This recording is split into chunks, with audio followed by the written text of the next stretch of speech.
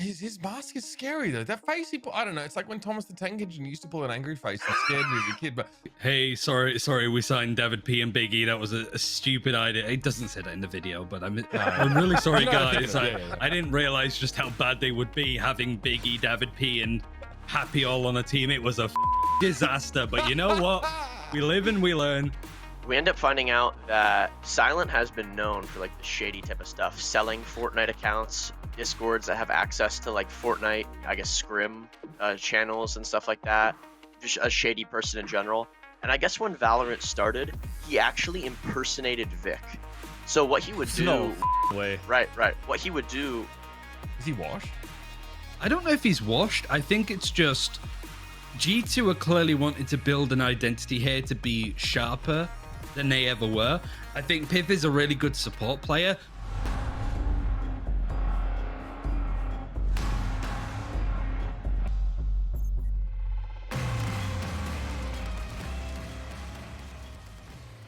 Oh, baby, what a time to be a fan of Valorant. And a fan of Valoranting, of course, the professional ranting show starring myself, Van Silly, and Ryan Central. Back for another week. Ryan, great to have you with us, man. I know you've been very busy with all the stuff coming out with this newest patch. Yeah, if I go into another podcast, I get 5 and I get a free coffee for the next one. So yeah, I'm really racking in those points. Yeah, I've worked every day for like the past sort of week and a bit. So now it should quieten down, but there's still lots to talk about for sure. Absolutely, Vance. What's going on, my guy? You're, you're linking me a new headset. You're linking me a new leather bag. You're buying. I mean, someone's paying you money, bro, because you're out here just you're out here shopping spring. That's the tough part, because unlike Ryan, I had a very quiet June, but I'm still spending money. So there's an issue. We got to try to do something about it. But we got to get ready for future travels. So suitcase is ready. It's coming, and then we'll get our stuff together. I mean, yeah, so for some of us, I mean, myself included, it has been quiet. I had a dark week from the Overwatch stuff last week, so I was chilling. But obviously, Ryan's been putting in the work. And now we kind of know why. Ryan obviously had a chance to get in and check out some of these changes, released the KAYO one a little bit earlier on. But today on the show, we'll cover that and a bunch of other stuff. We'll talk about KAYO specifically now as the newest agent, Agent 17 in Valorant has now been announced. Is it 17? 16? I think it's 16. Yeah, right. 16. Damn. Okay, let's go, right? Pumping them out. Kind of a fan of that one. We'll also talk about the patch notes that dropped today because episode 3 is beginning and there's a ton to round up. We have a fascinating and bizarre tale of someone impersonating a member of FaZe Clan and actually getting people to believe it. Honestly, doing a decent job of hoodwinking a couple of unfortunate individuals. We'll check in again with the G2 news as well because God knows what's going on there. There's always some new information to come out of there. We had the Fabrizio Romano of Esports last week. George Getty's on the show to talk about that. We'll revisit that topic a little bit. And of course, we'll talk about game changes, which the qualifiers kicked off over the weekend. The main event is going to be happening very, very soon. A great initiative, of course, in Valorant for women and other marginalized genders. So it's been great to see that play out so far. That's what's in the show today. So plenty of stuff to cover. Let's crack into it. Let's go straight away. When I first saw this new agent released, I was like, this guy is creepy as fuck. This is a creepy dude. Dude, I already had a feeling that the next agent or the one agent coming out now was going to be a robot, because wasn't it like 2 battle passes ago where it was like a sticker of Breach holding out that head of like a to be or not to be Shakespeare style? I was like, it's got to be a tease to a new agent. So there we go. We finally got it. KAYO's out, and he doesn't look creepy, man. He looks pretty freaking awesome and kind of OP, in my opinion. His mask is scary, though. That face he put, I don't know. It's like when Thomas the Tank Engine used to pull an angry face and scared me as a kid. But obviously, Ryan, yeah, he looks pretty insane. We're obviously going to run the trailer below it here. We'll have a chance to jump in and talk about the abilities here, but just really high level stuff here. This guy seems like he kind of does it all. Yeah, it's funny, really, because the main focus, I suppose, of this kit for the most part is traditional FPS utility. You've got a molly that somewhat looks like a molly, flashbangs that work pretty much exactly as they do in Counter-Strike. But the main thing is all of like the suppression stuff, the fact that he could disable enemy teams' abilities, and the ultimate looks the most menacing at this point overall and is only amplifying that effect with him suppressing the enemy. And I think there's a bit of lore at the end of this as well, where he's facing off against like Giga Evolved Reyna as well, which is really interesting. But But that's not an ability. Yeah, he like sees it's almost like because he simulates everything, right? So he simulates a future where he doesn't survive, and then he sees. I'm not really sure. I feel like because what he does, he just runs the same scenario back and forth, right? Edge of Tomorrow, machine learning or something like that. Like Tom Cruise in Edge of Tomorrow. And he simulates what happened if he fails, I guess, in what he's trying to do, and if the Radiance took over. Yeah. No, I think it looks pretty cool in terms of how they presented this agent. The way, like you said here, Uber, it's a jack of all trades, pretty much, where it almost feels like I potentially might see that there's not going to be any like Sentinels in future comps, but we'll definitely get into that once we get to the abilities. Right. Anyways, this is obviously, a bunch of B-roll showing what KAYO does. We actually got to hear a little bit from, I think Riv did like a live stream with the developers. This is a kind of thing lately. It's kind of good to hear from the devs. And he asked, what is KAYO intended to do? Have a look and see what the devs had to say. Looking at how KAYO plays, what do you see him kind of fitting into or taking place of, or maybe accenting? So yeah, just kind of piggyback off what John was saying, I think we're going to see him on a lot of like setup characters, like possibly some breaches, some breaches or skies. I think most of that is like once players kind of pick up that mastery, when like you find the right pop flashes without using the right click, or you find the ones that can bomb over and things like that. Right. So, yeah, interesting to sort of see where they think that he fits in. Sort of as like I think at some point they said like he could be a Phoenix, but he could also be like a breach in sky. So it's a extremely broad answer. Brian, you had a chance to sort of, talk with the devs as well and talk about some like misconceptions that might exist about KAYO. But quickly, tell us about his ultimate and maybe why he's so powerful, and then tell us about some of the insights you got from your time spent chatting with the devs about him. Yeah, so his ultimate's probably the more complicated bit of kit, so thanks for that, dropping me straight in with it. It's good practice color casting on the abilities. I'm not going to look at the left-hand side. You've got the Molotov ability, which is Fragment. You throw it out, I think it does 60 damage in the middle, 25 on the outside, and obviously it diminishes and pulses a couple of times. It bounces and explodes on the wall. So yeah, that's Fragment. The flash is called, I want to say Flashpoint, but it's not. Flash Drive. Yeah, Flash Drive. Yeah. And that's the one that works like a normal flash. It's basically the trajectory. I think the trajectory of Fragment is just a molly, but you can right-click it and just throw it in front. The flash is the same trajectory as a 2-power silver recon dart. So if you know all of the lineups for that, you'll be able to work it. But of course, as you're seeing, right-clicking it fires it out 1 second and then it flashes people. 1.6 if you yeet it a bit further. Right, so it's not based on when it bounces or if it bounces, actually. It's purely time-based, unlike Yoru's flash. Yeah, it's exactly the same as how a Counter-Strike flash would work in that sense, which I think was the intention overall. Actually, no, the flashes don't have that trajectory. It's actually this ability. It's 0 Point as the trajectory of a silver recon dart. Right. And this suppresses everybody within that vicinity, goes through walls, and also shows who gets suppressed, which I think is something we'll show a little bit more in detail later on. So yeah, I mean, I think a lot of people look at that and go, okay, that is way too overpowered. And this ultimate as well, Null Command, where you have combat stim, much like Reyna's Empress, you pulse out a suppression field, the purple field. If you get caught in that, you're suppressed for 4 seconds. Yeah. Whoa. And it's 45 meters large. It's bigger than any site other than the sites on Breeze. That's huge. That's okay. So that's wild. So it pulses and then he can obviously be brought back up. Yeah. If he's brought back up, does he still have is he still in Null Command in that ultimate, or is it? It rescinds the ultimate if he gets picked up. It's not like he can get downed, picked up, and then downed again if he's still within that like 12 seconds that his ult lasts for.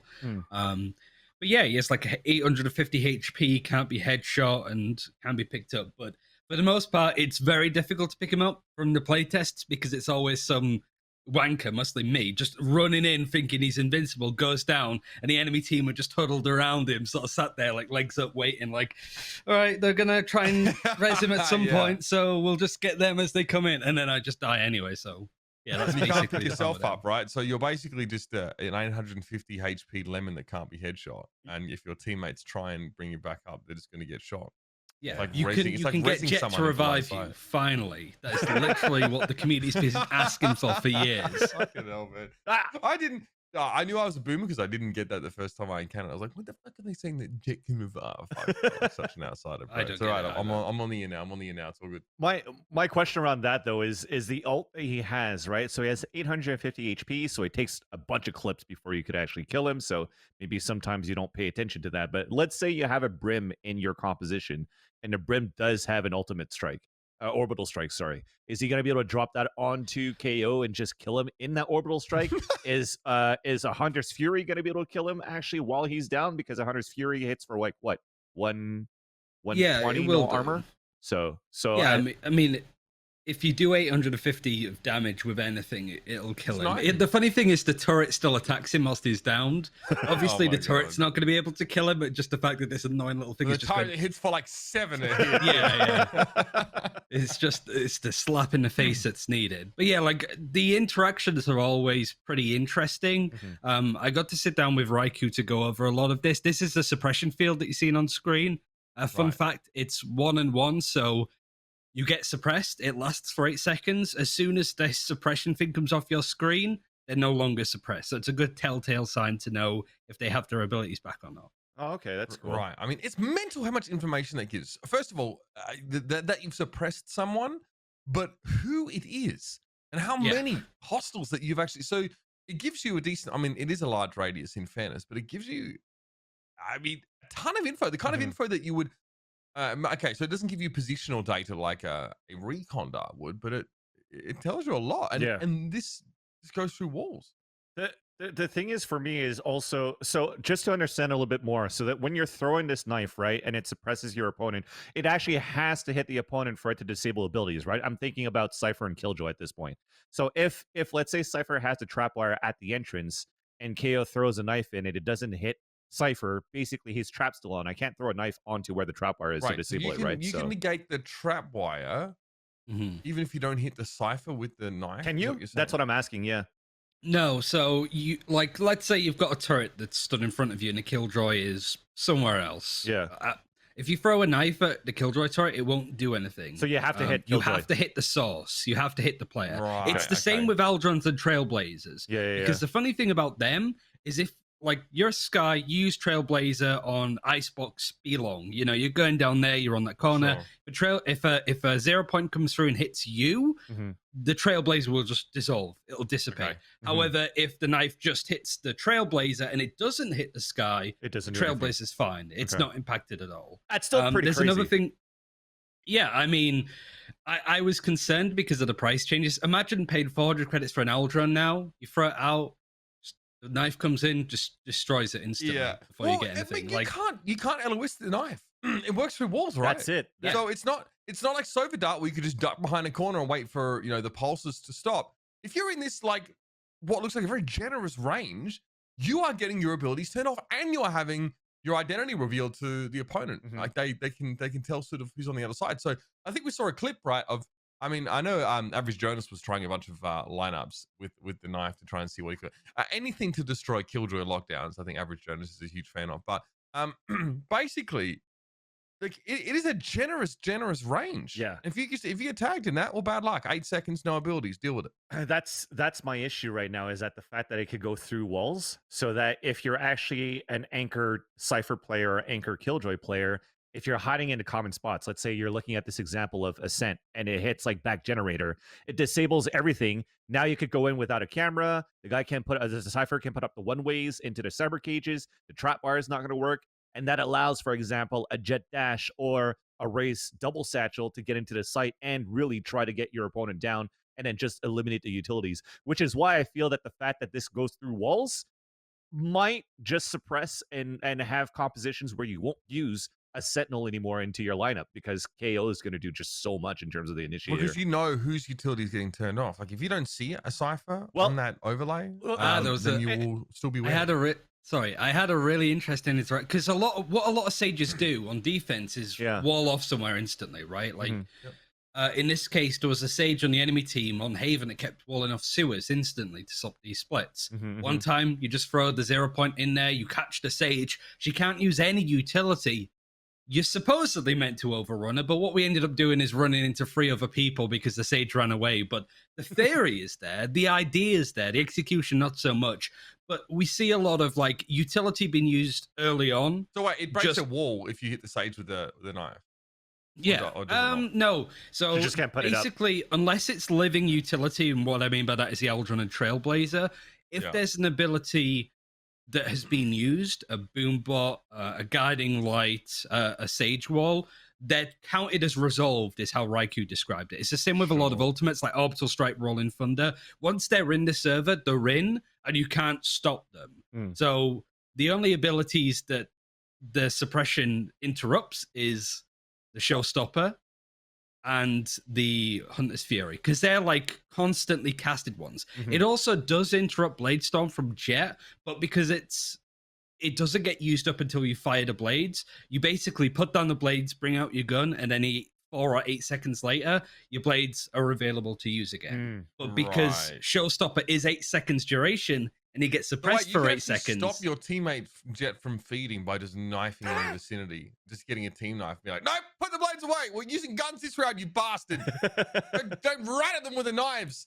But man, you could actually use it to stifle the schmeeging of one of your teammates. Actually, yeah, that brings a good question. Is there friendly fire with the no. Okay, there's none of that. Well, I guess that makes sense. I think that's too trolly, right? I mean, it's just like, you never know. We need right? to revive our teammate, and you're just there with like a knife, just sat there like. Well, because all of the so, bitch. Slap him with it. It doesn't make any sense to do that. Well, That's actually griefing. Every other flash, like you could flash your own teammates, you could frontline your own teammate, you could rolling thunder your teammate, you could aftershot your teammates. So I was wondering if maybe the knife. You can't get stunned anymore. Hit them. It's not that out. Yeah. I think rolling thunder it still knocks you, but fault line you don't get stunned anymore. But like they took that out. Yeah. But I'm trying to think if there's anything else, because there's a lot of it. There's no way to interrupt an ultimate. Like something out of Overwatch, as you're using an ultimate and you get Regita stunned and the ultimate just gets rescinded. Yeah, that doesn't happen with this. My issue is how it's going to suppress Sentinel players so much, because yes, you might not know where they're currently setting their utilities, but you kind of already have an idea, right? Let's say you're going to try to go Cypher Traps. It's going to be anywhere towards A main or B main of Ascent right now, or towards the lane into the B site, right? So if you're able to throw a knife somewhere that hits us, that's an uncontested site now that they can actually get into. It's easy. Like, no offense, but like he hits him through walls. So yeah, okay. So you can't just like what nothing's doing. You can't just like knife the wall on his left, right, and guarantee the hit. That's right. But the Cypher was forced to play in CT. But if you just walk onto the site and if you threw your knife at Boathouse or something like that, how the fuck is he supposed to avoid that? Yeah, that's what I'm saying. It's gonna be pretty OP, man. That's why I'm thinking that you're gonna have less Sentinels in your lineups. But again, I can't wait for the competition to come out. KAYO's not gonna be available till Challengers 2 of Stage 3. So upcoming qualifier in about a week or two. It's just gonna be on new patch in terms of weapon changes and all that, which we'll talk about. But KAYO is not gonna be in the mix for the agent pool. Crazy. All right, let's keep moving on. Let's talk about some of the patch notes here as well, because 3.0, huge update as it heralds the beginning of episode 3. So these this is great. Obviously, we get these fucking animations. Love it, dude. This is a collab. So obviously, Dopa 2 does like this particular animation, but I love this announcement video as it was a collaboration with a lot of artists, a lot of people that sort of create the footage and stuff like that. So huge fan of that. Nice job, Valorant. I really enjoy Shit's so fucking people cute, in that way. I love that. Yeah, and obviously this is the announcement of all the things that are coming. Obviously new battle pass. Oh god, I barely even filled up the last one. I need to get to work. But yeah, so I love this. Obviously Enigma does a lot of like I guess it's 3D, like SFM kind of footage. Obviously we have a very own Uberchain who does this stuff as well, but obviously this was awesome. A good idea of like some of what's coming in the battle pass, and the 1 year celebration, right? So we know, I don't know if we'll probably talk about it a little bit later on. We know like there's like the bundles and stuff like that. People have a chance to get their hands on some of the skins, some of the favorite skins of the past. But exciting stuff, episode 3. And I really like that, the timing of this obviously falls within a relatively safe zone. Obviously, Game Changers is going on right now. So that is a bit awkward, but I think it's pretty hard to land a big patch like this and not have it affect some level of competition. So, fair enough. But yeah, tons of stuff to talk about here. I think there was sort of the patch notes themselves as well, kind of nicely formatted, guys. There's like a mission statement and that sort of talks about it a little bit here. So yeah, let's talk high level about this patch. The first paragraph says they're refining 2 critical components of the game, increasing the importance of precise gunplay and expanding the tactical sandbox. Now, what does that mean to us? So for me, the precise gunplay for sure is the main gist, and what everybody's mostly excited about, especially in the Valorant community, is nullifying or at least nerfing the running and gunning, which has been a huge issue for potentially a lot of these players, especially when you're looking at the Stinger meta, the SMGs, and even when you saw during Masters 2 the amount of running and gunning with the Phantoms that was actually available for a lot of these pro players. So I think that's the biggest one, and I think what they mean about the tactical sandbox is that there's been a lot of changes into the abilities of every single one of these agents, not only from prices, but also from what's available and what changed in terms of even the abilities themselves that could maybe change the pulse plant meta slightly as well. Yeah, so I mean, this sort of, the mention here as well is just signature abilities are, only a minimum of 1 charge per round instead of accumulating a charge every round.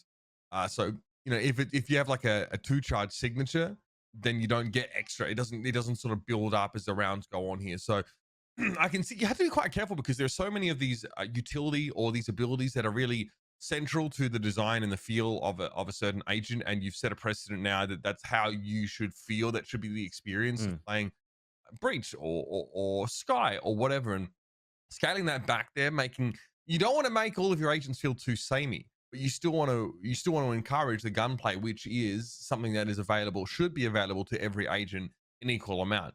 I kind of thought it was interesting they sort of mentioned about bringing the gun up quicker for some of these utility-based agents, allowing them to actually not just be utility caddies, but get involved in some of these gunfights. So that's something we'll check in because I think we hear the devs talk about that a little bit here. But let's start with the guns. Let's talk about this because obviously we've had. Oh, first of all, obviously the PvE. We'll talk about that. PvE got announced, which was a pretty big deal. I think it's not going to be available to all regions. I think it's just going to be available to North America for now. To North America, but that's pretty big. It's something that obviously exists in League of Legends as well. I've seen it done in other games. The problem is that, well, I don't. I'm pretty sure that the PvE is more so going to be an environment for controlled testing, i.e. like the devs will collaborate with teams to try and organize some games there, because it is impossible to get anything actionable from a public test environment from the player base because they don't play the PvE like they do the live client. I've seen this over so many different games. Like the PvE, I'll be honest, I think that Riot are probably allowing access to the PvE to be public because they feel like they have to, but they aren't probably going to get actionable data from the public. It's much more likely that they get it from, intentionally supplying the pro players with this platform and asking them to simulate some things because, it'll be like KO's on the PvE. All right, people queue up. If they don't get KO, someone locks it first, they dodge. Or they just pick something else and troll. Like it's very, very, very, very, very hard to get anything useful out of this. It's also for the sweaty people right now too, right? So like, for example, when we looked at the summertime where Killjoy kind of came out for the first time, and then her turret was like shooting through walls, or like the turret was falling out, or you could wall up on something else too. And it kind of broke the game a bit where you weren't even allowed to use Killjoy during the Ignition series for the first 2 weeks after that announcement, and they had to do some hot fixes. So I think the PvE is going to be a good opportunity for the players to test out like new agents, changes happening to the game, so that they could actually figure out if there's going to be any groundbreaking bugs that they could actually try to hot fix at the same time to make sure that once it's like release date, it's not going to be like a DLC style of Cyberpunk where you're going to just have to keep waiting for a fix and for the game to be played like months later. I think it's a good way to actually test that type of stuff out too. Yep. Yeah, to get people to limit test and just to try and break the game is fine, I suppose. So there is that element that could be quite helpful. It won't be good for balance, though, I think is what I'm saying. Yeah. Right. So we've also had the round rollback feature for tournament game modes introduced. So this is pretty big, especially when you have like tech issues, being able to sort of, roll back the clock for whatever reason, if something sort of goes wrong, or there's like someone that, if there's a round that gets invalidated by people like DCing or whatever now, the ability to sort of, I don't know if this was always available. Now it's just being made available publicly, but it's just really important. It's very good at like preserving the integrity of like a match where something critically goes wrong and a round just gets invalidated. So would have been really handy for Masters too. Exactly. To be honest. Yeah, I think when we had that hour delay, it was like playing every single game, something like that, right? To make sure, or every single round, to make sure that they had the right rounds economy and all that stuff to use. So it's good that it's out. I think it's a predicament to what's gonna maybe happen later on. That if the bug does happen, let's say for Masters 3 or any of the stages that are coming up later on, then hopefully we're gonna be able to get some fixes faster and less delay, because we want less caster start game. We just want more game.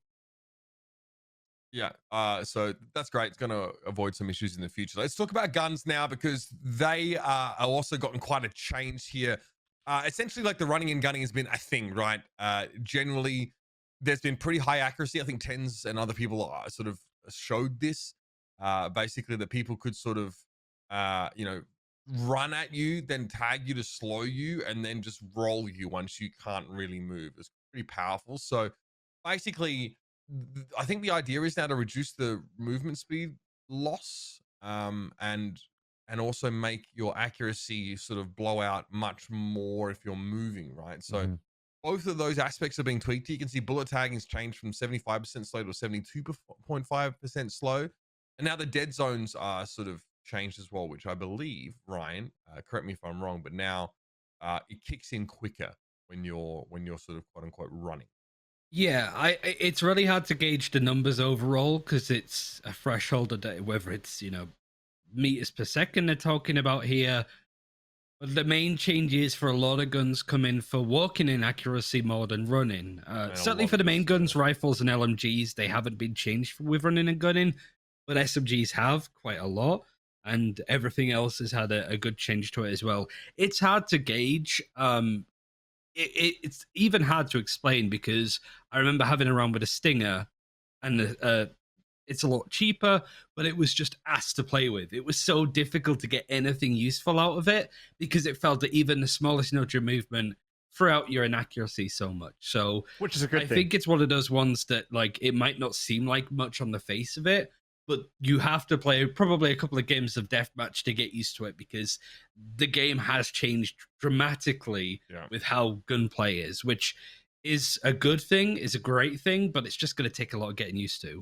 I definitely have to correct myself as well. I think it was an issue, of players that were running getting tagged into accuracy because they got slowed down enough so that they would sort of pass under the dead zone threshold and be accurate. So just to be clear there, I don't run and gun, so I don't even know how I'm supposed to make that happen personally. I'm so meticulous with how I play. Same. I play CS, right? So I think this running accuracy that's been nerfed is going to be really good for a Counter-Strike type feel. I haven't had a chance to play it or test it yet with the new patch coming out today, but the purpose or the concept of counter-strafing, I think it's going to be a lot more important.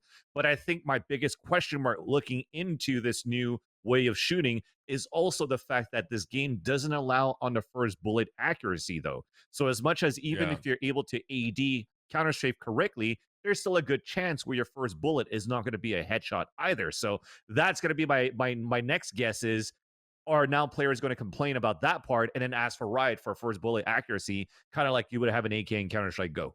Don't you? Isn't there pretty good first bullet accuracy on the Vandal, or no? It's not. It's not 100%. It's still off from time to time. Yeah. Right. Oh, I thought it was just bad. Yeah, because it's just the first bullet accuracy. Uber. I use counter-strafing and try and be accurate. I used to have this problem there where I would crouch and immediately go into an over-exaggerated and to try and counter my spread by just dragging down. I'd end up shooting everyone in the crotch. Just ridiculous. I mean, who cares about that? That's just anecdotes from a noob. But we kind of glossed over it pretty quickly, but we saw some critical changes to the prices of some weapons. It was in that scroll down list, but we want to try and revisit that now because here's a screenshot of the prices as they are now. So you see some crucial changes, I think, primarily to like the Stinger. I think the Marshall's cheaper. A lot of these guns are getting a little bit more affordable now, and this is terrible for a comparison. So here we go. This is from Upcomer, so thank you, gang. And you'll see here that like the Guardian gets reduced by 150. This Stinger gets much cheaper. The Bucky comes down by 50. The Judge is increased in value, and that's not the only change that the Judge has faced. I think that I think they've just made a range adjustment on the Judge as well. The Operator down to 4,700 here. So, what, in your guys' opinions, is the most crucial or critical of these changes to cost? I think again it's just to try to promote more like the gunplay more than the abilities, right? Because once we're going to get into the abilities portion, we'll see that the changes have made into that portion is some abilities are going to be more expensive, some ultimates are going to take more points, less points depending on what ultimate it is. But then overall it means, okay, well, now there's going to be less for you to afford into abilities, but at least you could afford more into the gunplay. So now your eco rounds are going to be a lot more important, especially with what you want to invest in. As you could tell, like the Sheriff hasn't changed prices, but if you want to try to go into like a frenzy style and play the close angles and stuff like that too, to try to change the rounds over, because the abilities technically won't be able to do that for you anymore in these eco rounds. So I think it adds a lot more to the gunplay. It adds a lot more into like this momentum side of like, if a team is starting to roll into the rounds, there's a possibility that they could just run away with the half too. I think it's still very too early to tell, but my first thought is that it's going to make it a little bit more difficult for teams to actually win a half if they're already trailing behind, because they don't have enough in terms of the abilities to help them win these eco rounds, and there's not enough rounds in a half to be able to try to come back. Unless you're playing Phoenix, whose ultimate charge time is unchanged. Yeah. 6, I think, for run it back. You know, God bless NA. You got away with that. He absolutely got away with that. I think I don't think the op changes I don't think are as impactful as, because so much has changed since when it was first up. So we have so many more agents that now are flashes, and even outside of just flashes, which isn't the only way to deal with operators, there's a lot more agents that have utility that can scare people off angles and just we know how to body block snake bites now, so like we're basically advanced, species in terms of how we were at the start, right?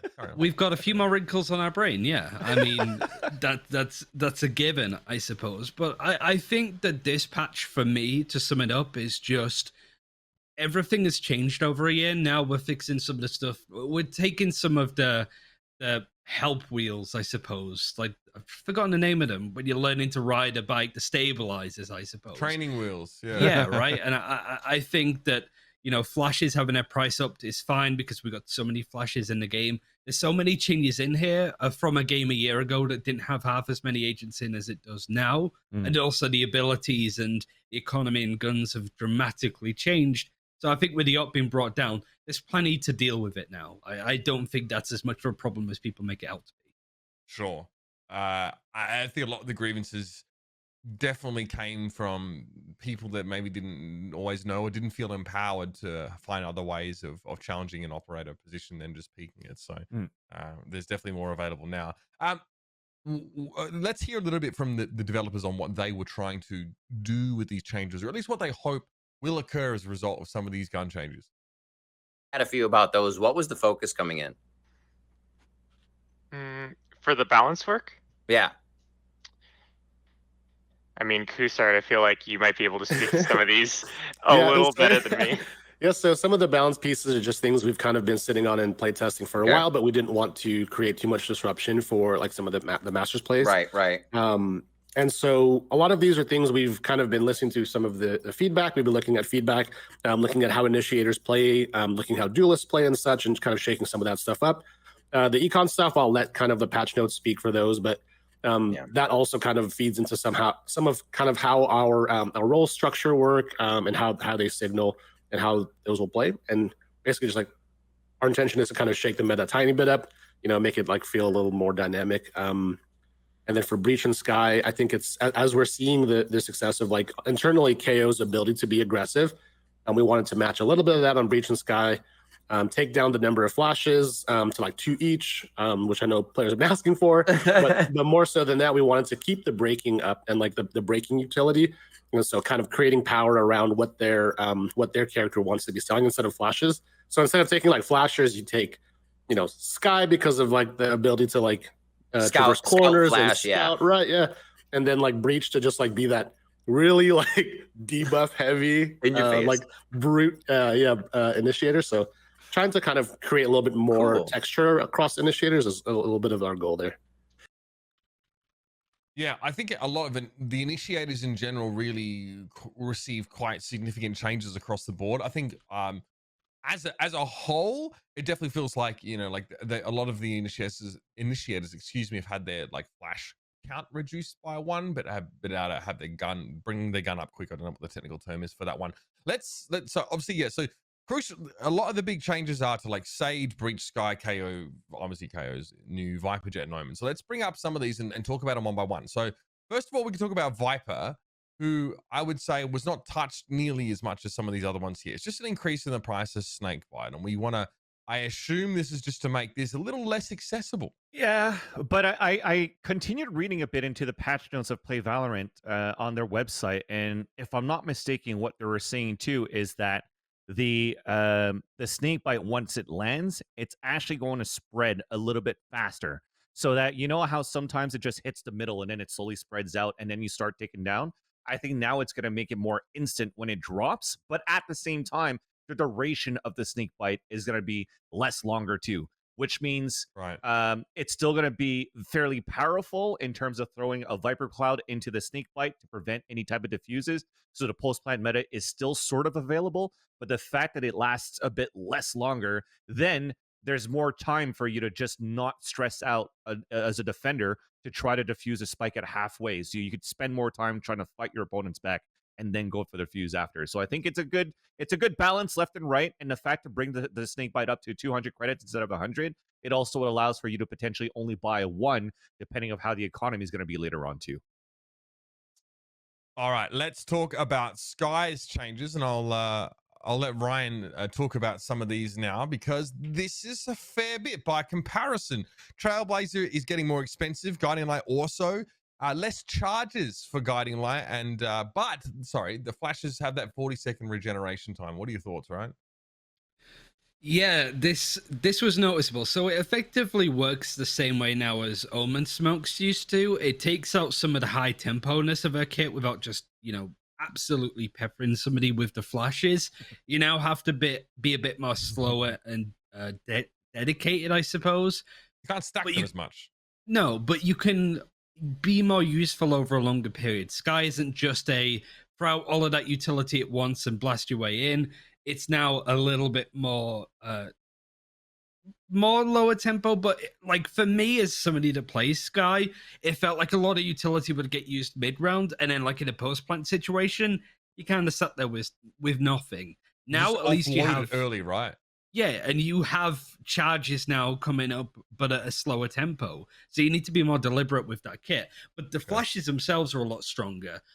You can keep your gun out when they flash. You don't put them away to flash them and then bring the gun back up, which is pretty massive.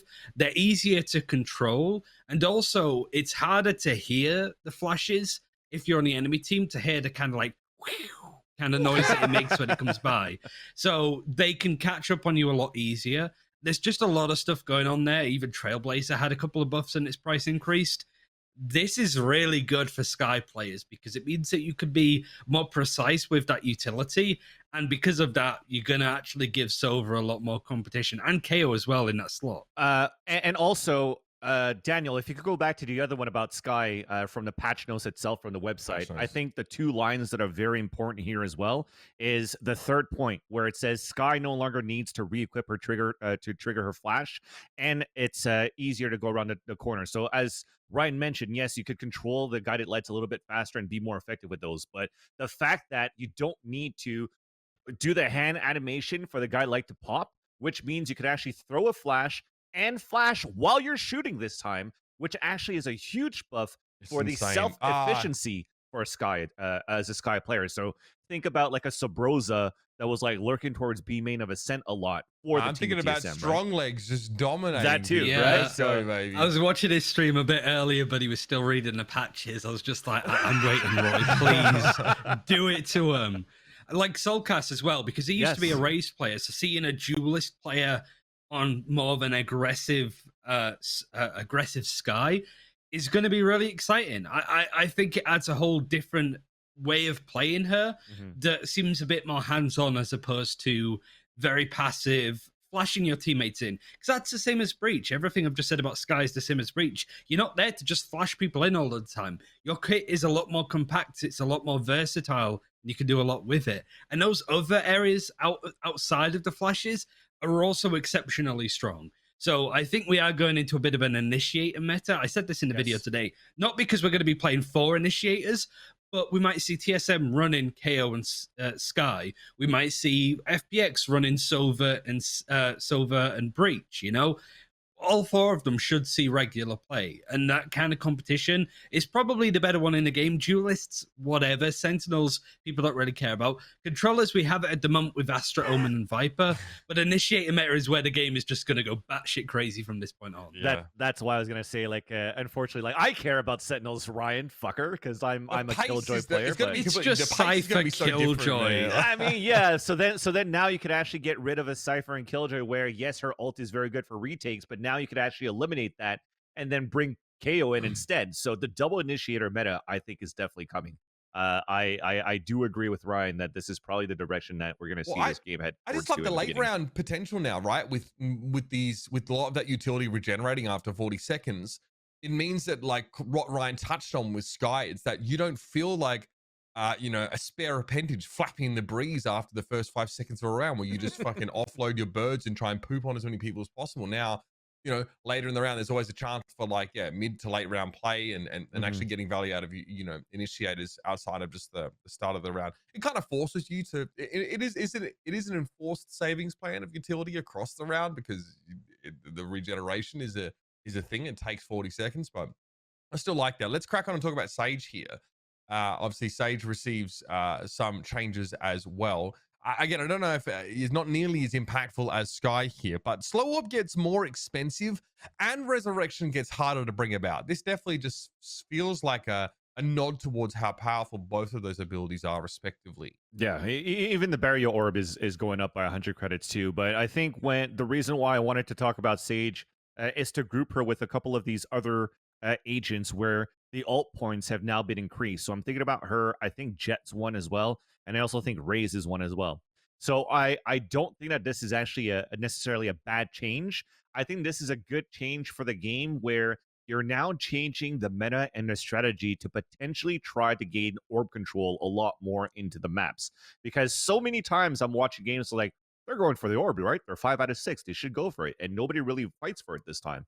But I feel that the fact that now the orbs are going to be more expensive for you to get the ultimates, then now your strategy now evolves outside of that strategy sandbox that we're talking about, where now map control is not only about the sites, but it's also fighting for orb control. And I think that's going to be very cool to watch in terms of the utility battle for that in the future of Valorant.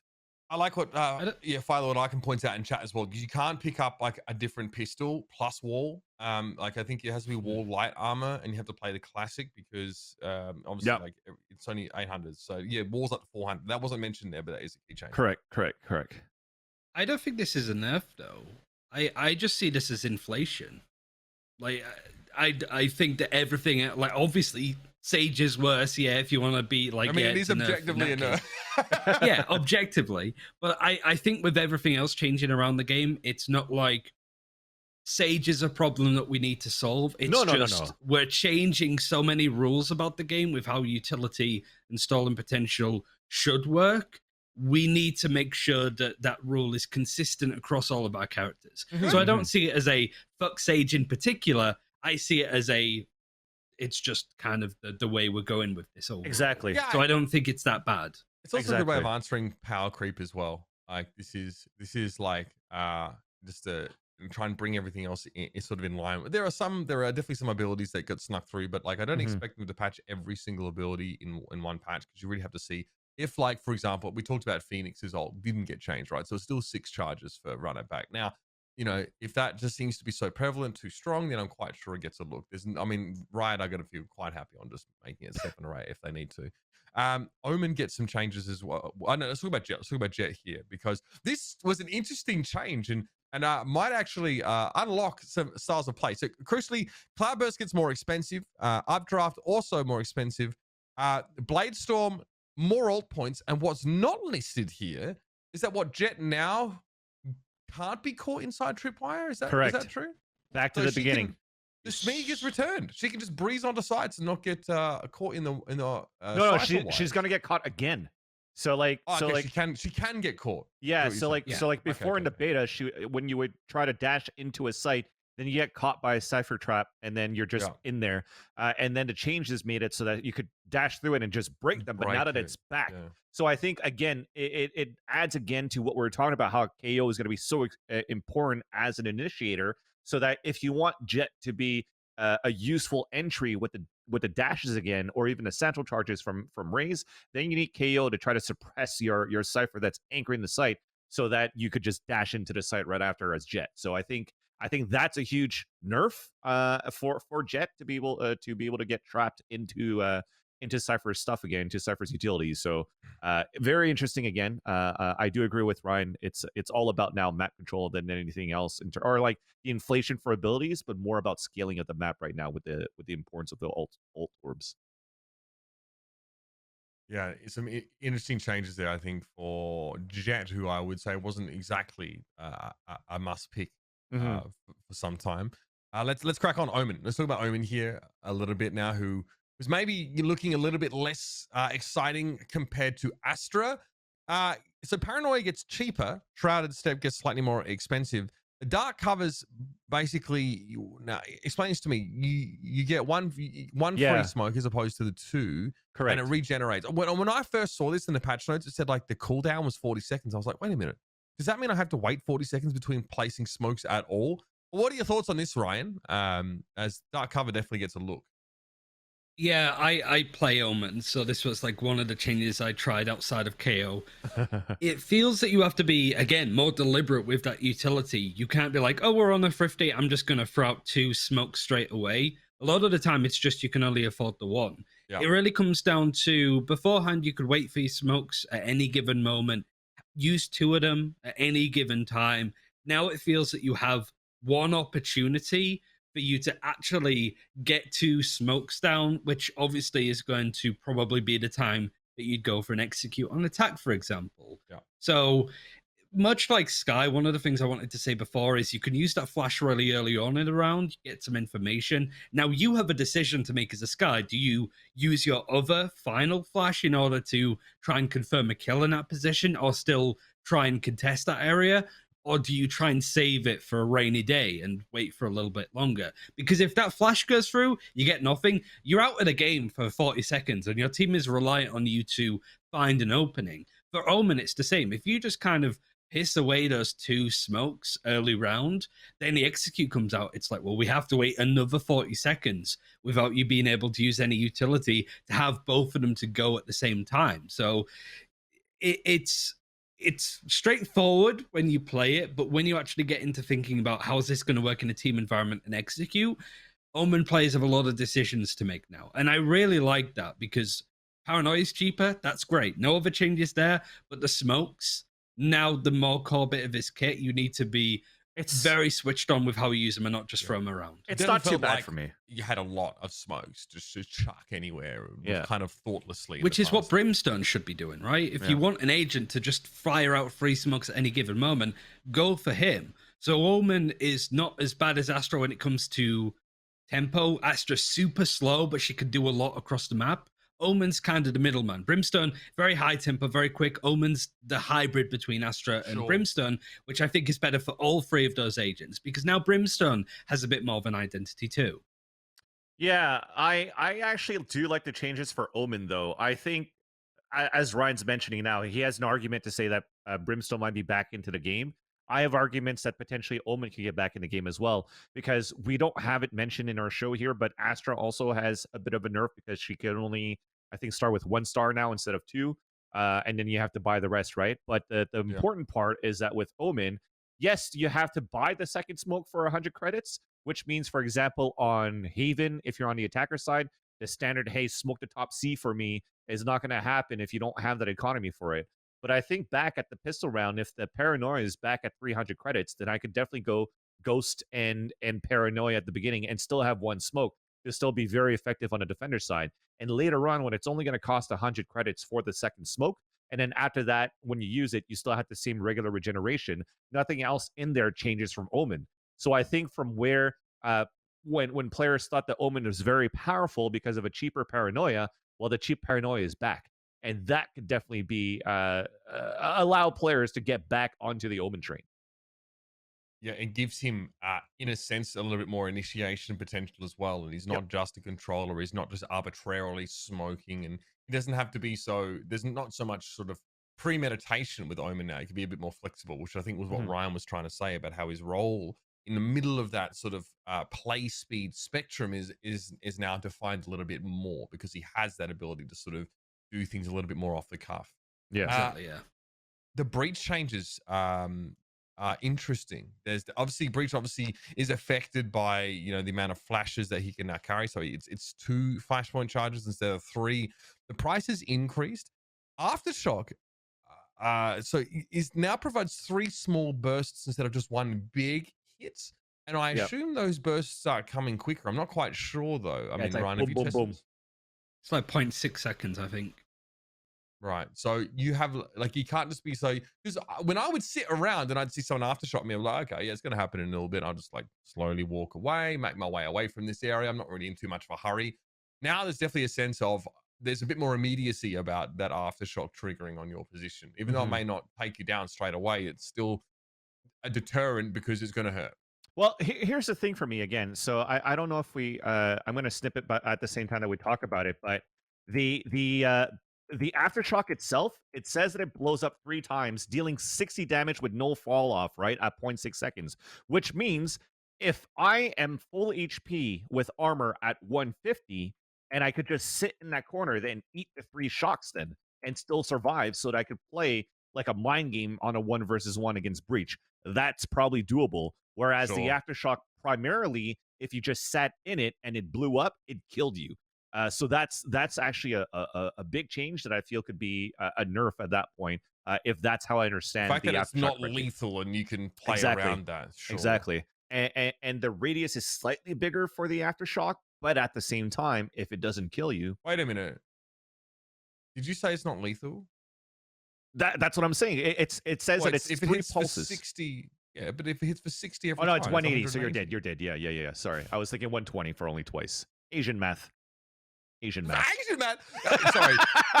I know a number of Asian people. Many of them are good at math. Many of them are very studious, Van Silly. Can we change his little wait, can we change that to Van Stupid? My God. Yeah, so you can still die. Forget it. So, right. Anyway, I guess you could step into it after the first pulse, and to a degree, try and bait someone, but it doesn't quite feel the same. With the radius being bigger, it's just gonna get you. Yeah. The flashpoint changes definitely feel like they're a little bit more in line with how guiding light's being dealt with, except it doesn't really get a buff. It's like you can't carry 3, and now it's more expensive. But I mean, it's always been a very simple flash to use, right? It goes through walls, it goes in a straight line, it travels quickly. It's a bit slower as well. It's hard to gauge by how much, but yeah, it's slower from leaving his arm to hitting the wall. So there's a bit more time for enemies to react to it overall. It's kind of like everything that I said about Omen and Sky being a lot more, I guess mid-rangey is the better term. It's just like kind of not very good in an instant. It's not a very rushy kind of composition that you can play with them. I think Breach is the antithesis of that. He is a mid-range because he doesn't have cooldowns on his flashes. So it's a lot more high impact, a lot more faster and aggressive. Well, like I mentioned before, it's the rolling thunder, it's the fault line, it's the new aftershock that really makes this kit. He's not just a flashbot anymore, which I'm super happy to see, because I think his stun capabilities were underutilized in favor of him just being this flashing machine, when he has a lot of unique stuff in his kit that can be impactful, and I can't wait to see the finesse about that, similar to Sky's flashes. There's a lot more skill and capabilities to that utility instead of just lug it out and see what happens. Yeah. And the other thing that's not written, I think very similar to Sky, is that once the flash comes out, his gun does come out faster too. So yes, comes up quicker. Yeah, so that is going to be a nice change too. For you can flash yourself in much more comfortably now, I think. Exactly. So it doesn't make you useless in like a 1vx. It seems that initiators in general are more self-sufficient now in terms of these changes into the flashes that occurred to these agents. So it's not necessarily nerfs overall that these agents got. I think they got a little bit of a buff as well in terms of like their usefulness into the team. Sure. Crucially, we saw the images come up there. Rolling Thunder is now larger. It doesn't sort of taper. It is just sort of this used to be kind of, you could actually dodge this just by playing close, or sometimes you as Breach thought you'd hit someone, but in reality they were just playing by one of the tapered edges. Now it doesn't taper. Now it's like, get fucked. It is that has definitely been eliminated from it there. So that's gonna be pretty scary. It means that I don't know how noticeable it will be necessarily for Breach players, but it will be there will be more coverage there for them. That looked pretty large. So, a bunch of other agents received smaller changes. Yoru, interestingly, didn't really get much of a look. Brimstone, obviously, his changes more so came from how the other people in his class were changed. Raze obviously gets a Boombot price increase, and the Showstopper is harder to come by, which matters, of course. Reyna, really no different there. Leah gets slightly more expensive. She essentially being left right now, even though her ultimate really pales in comparison to what KAYO can do. And similar. Curveball gets slightly more expensive for Phoenix. Again, still not a huge look. Sova, okay, so the Aldrin gets increased, the shock roll gets increased. Again, this is just again that inflation that Ryan was talking about. So everything just gets a little bit more costly. They need to be a little bit more considerate about everything. Astral form, so I assume this is the star price. Yeah, it gets decreased here. And she only starts with the 1 star here, so it means you can't just smatter them all over the place. And this is her Nova Pulse and Gravity Well cooldowns get increased. Now, if this seems like a nod towards the post plant scenario where she can't just like put like three stars and do the same thing over and over again, right? It seems like I like that you consider Spike and Astral form, by the way, because I had to look at them. I had to line it up with the mini map yesterday, and it cost me a couple seconds. I'm shit at the game, to be fair, but it's a nice quality of change to be able to sort of quality of life change. Sorry, just to be able to look at the actual game screen and not my mini map to play. This is actually strong too. This is strong for like trying to place the star down on a pulse plant to try to like gravity well diffusers off the spike. I think that's the biggest one too. So when we talk about you the can't oppression, just spam the same function. With this, I mean, they're 12 seconds apart was already quite a lot anyway. But yeah, it's now 25 seconds apart for the same activations. But I think for pulse plant meta and the suppression of how Astra is could still be very important in terms of like knowing where to place the star specifically in accordance to the spike, so that when you actually activate the gravity well, it gets the diffuser off. I think that's the biggest one. But you can't see the spike animating. Of course. So you just know the position of it, which is Dude, I mean, that it used to be. It used no to thanks. be. Yeah, no thanks. I remember watching Average Jonas try it out, and he could literally see the ring around the spike going up. Astral form. Okay. So do we cover Cypher's changes? I'm not sure if we really had a look at those. We mentioned it. Just gets a little cheaper. So I mean, people may be trying to placate Sentinel players, realizing that KAYO is going to come in and take everything away from them. Fucking own them. So Neural Theft becomes a little bit cheaper here, which is great. Not a huge one. Brimstone's Incendiary gets a little more expensive here. Again, maybe another nod to some of the ridiculous post-plant scenarios that you can put together with it. We did see Brimstone being played by European teams, I think, a lot in Iceland, and we know how powerful some of his ability is in terms of zoning. So that's a look at him, and that's it. So a bunch of agents get a really hard look, and some just get a tweak. It seems like everything's being sort of brought in line. There's definitely a standard being established for how much a certain amount of value should cost in terms of credits. So this is great. This kind of change is probably going to happen many, many times over the life cycle of the game, either up or down, just to keep everyone in line with each other. So this is what I would consider to be very considered and active balancing. So kudos to the design team over at Riot there as well. These kind of changes are really important, and make sure that no one really gets left out of the meta, so to speak, and everyone's viable, which is important in a game where you get screeched out by your teammates for picking the wrong thing. No doubt about it. I get screeched out. I play in like high silver, to be honest. Like I've just started being able to play more. the amount of times, first of all, Valorant players at low rank are just awful. I've never been insulted for my accent more in my life than playing Valorant. Honestly, no one cares in Overwatch. I don't know why, but everyone screeches at me to give them my guns because I have the skins, because I have the magic credit card. They're like, oh, you drop me. I'm playing Astra. So start of the round, I'm trying to put my stars down, and then these like 13-year-old pain in the neck kids like, yo, drop me that gun, my guy. Yo, give me that Phantom. I'm like, I'm trying to put stars down. Stop being a pain. That's why I stopped buying skins. 14-year-olds. This is so God damn it. Yeah, I'm trying to put stars down. I'm not giving you a gun. Shut up and play the game. God damn it. Oh man, I'm gonna get out of silver so I don't have to complain about this bullshit. Sorry, guys. Let's talk about future stuff here. Because obviously it was mentioned as part of like the package that has been rolled out by Riot that there's some celebration stuff happening for the 1-year anniversary of the game. So this is obviously WW Fest here. This is a little bit more about that. This definitely seems even more involved than the last time here. So 6 artists. I assume this is all still online, or no? I'm not sure. Vans, you've been into this since we found out it existed. I feel that it's still going to be online. I haven't heard anything about like live events and stuff like that yet. I know that in Brazil, when they did like their 1 year, they had people do live sets and live shows. But I think this might still be like the, you know what? Nothing's really been announced about it. But Boombox Cartel being part of the 6 DJs, I'm pretty fucking down for that shit. Yeah, this is pretty dope. Obviously, a ton of stuff in celebration. We've sort of seen from Riot here. I think in addition to this, what was super interesting, we saw this product was created by Riot and given out to some of their big influencers here.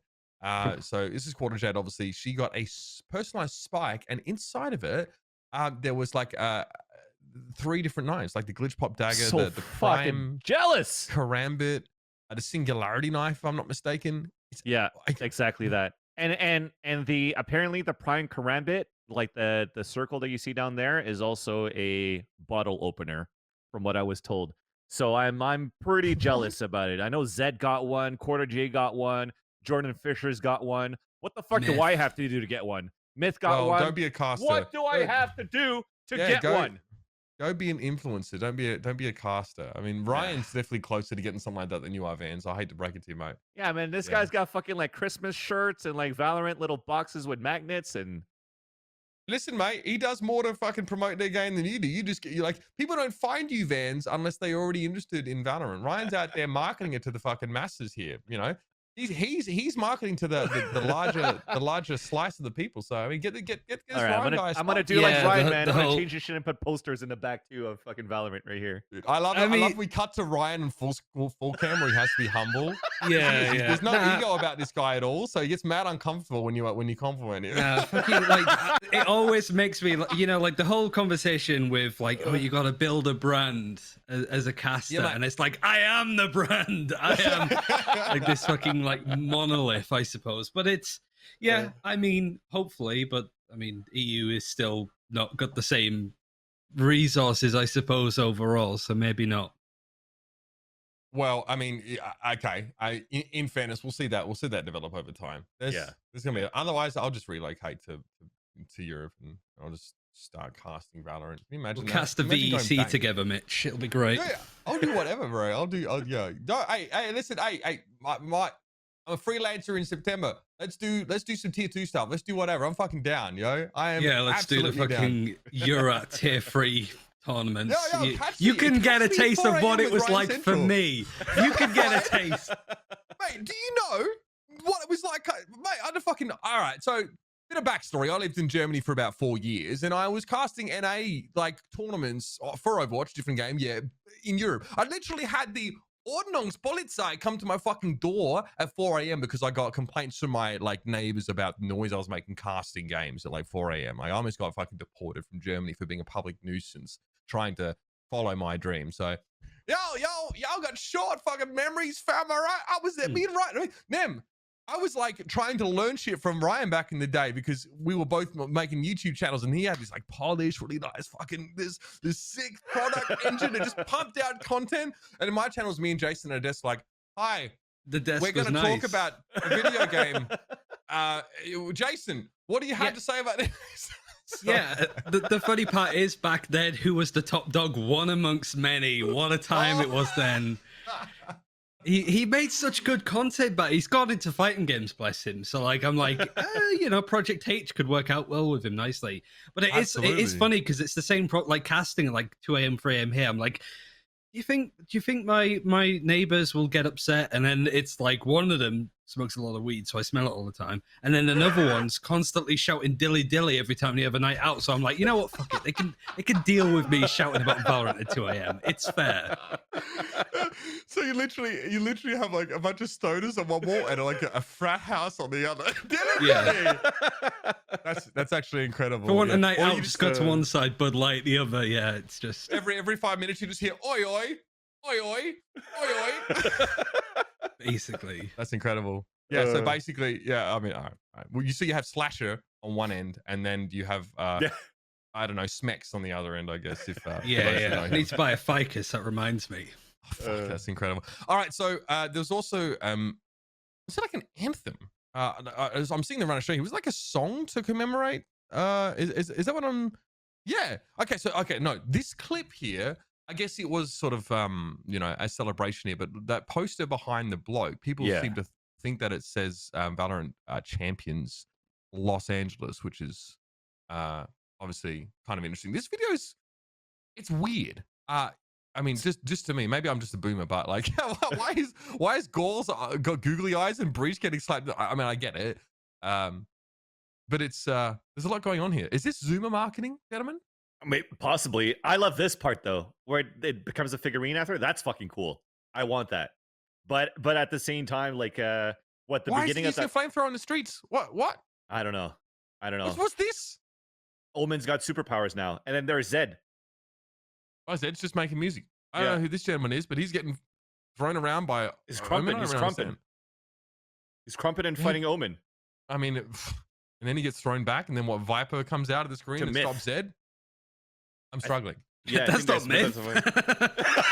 I meant myth is going to be in there, I think, at some point, right? And then he eats the toxic screen. I think I remember seeing that. But so this is while that goes on, but I do agree with you that the poster clearly says Valorant Champions, but I did not see a city name. Where. So are we thinking that it's LA because of like the setting one of them that it was says filmed? Los Angeles. No, I think the first one you don't see it, but one like we're gonna have to try and find it as we go along. But It's there like, is where's Waldo now? a clip. Yeah, Is that basically KDA? there is a clip later in it. Could be. I know Jonas is in here. Andro, Myth's in it. It's It's like a bunch of the most celebrated streamers and community members. I think feature in this, which is really cool. I mean, maybe I'm not supposed to get it, right? I'm not supposed to understand this. I guess it's a hype reel. Yeah, is it hyping champions or is it hyping like the last year of Valorant? This guy's paid 0.89. That's pretty nice, I guess. Probably better than mine, to be fair. This is a human KO, so he just gets owned right here, and then he's learning, and then the next time is like, okay, I know how to do the run it back, and then he gets kills after dying, and then going to this temple where it is Shroud in here. So like he encompasses Shroud and then comes back as Phoenix and just owns everybody. I think that's what happens. That's the lore of this part. I mean, I love it. What? Okay, so the guy died IRL, I guess, but he disappeared into some. It looks like Icelandic monastery. I mean, this shaman, I suppose, is gonna bring him back now, channeling the spirit of Shroudy, right? Yeah.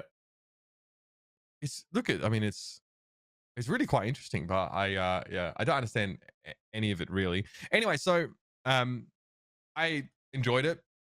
I'm sure there's something there that I'm not quite getting. It's like Roblox, right? I'm sure there's meaning there. I'm not even scratching the surface of it, to be honest with you. Nobody's ever said that about Roblox. You're okay.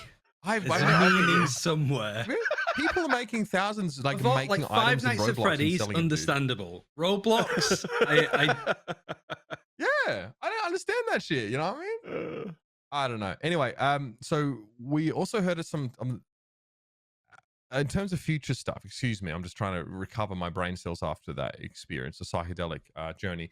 We heard a little bit from the developers about what they're planning in episode 3 and in the future. Crucially, rank changes. So they're introducing Immortal 2 and Immortal 3, because they feel like you sort of get caught in Immortal, and then it's just a sea of toxic people that are hard stuck and don't really know when they're getting out. It's quite interesting. It feels like they're bringing it back. Yeah, it's like an immigration detention center, right? Like no one knows what the fuck's going on when they're getting out. So there's also a mention of a ranked reset soon. We'll play the clip for you here. This is Evermore talking a little bit about the rank system as it is now and what they're trying to change. So yeah, we wanted to bring back Immortal 1, 2, and 3. You know, there's a lot of Immortal players. We look at like EU. I think they have over 18,000 Immortal players, right? Just having that big old number next to your emblem. You're like, oh well, what does this really mean? I think it helps for goal setting, and it helps, you know, be like, I just got Immortal. Like, what's my next goal? Get top 500? That's ridiculous. Yeah. So now you have different, like, better goal setting, and Immortal 1, 2, and 3 is really cool. And it should be exciting to push for that in the leaderboard, and that'll be coming back in Act 2. So not at the beginning of the episode, but that feels good. We do want to bring it back for Act 2. It is. All right, so that gets mentioned there, and also the issue of, or rather, you know, 5 stacks, right?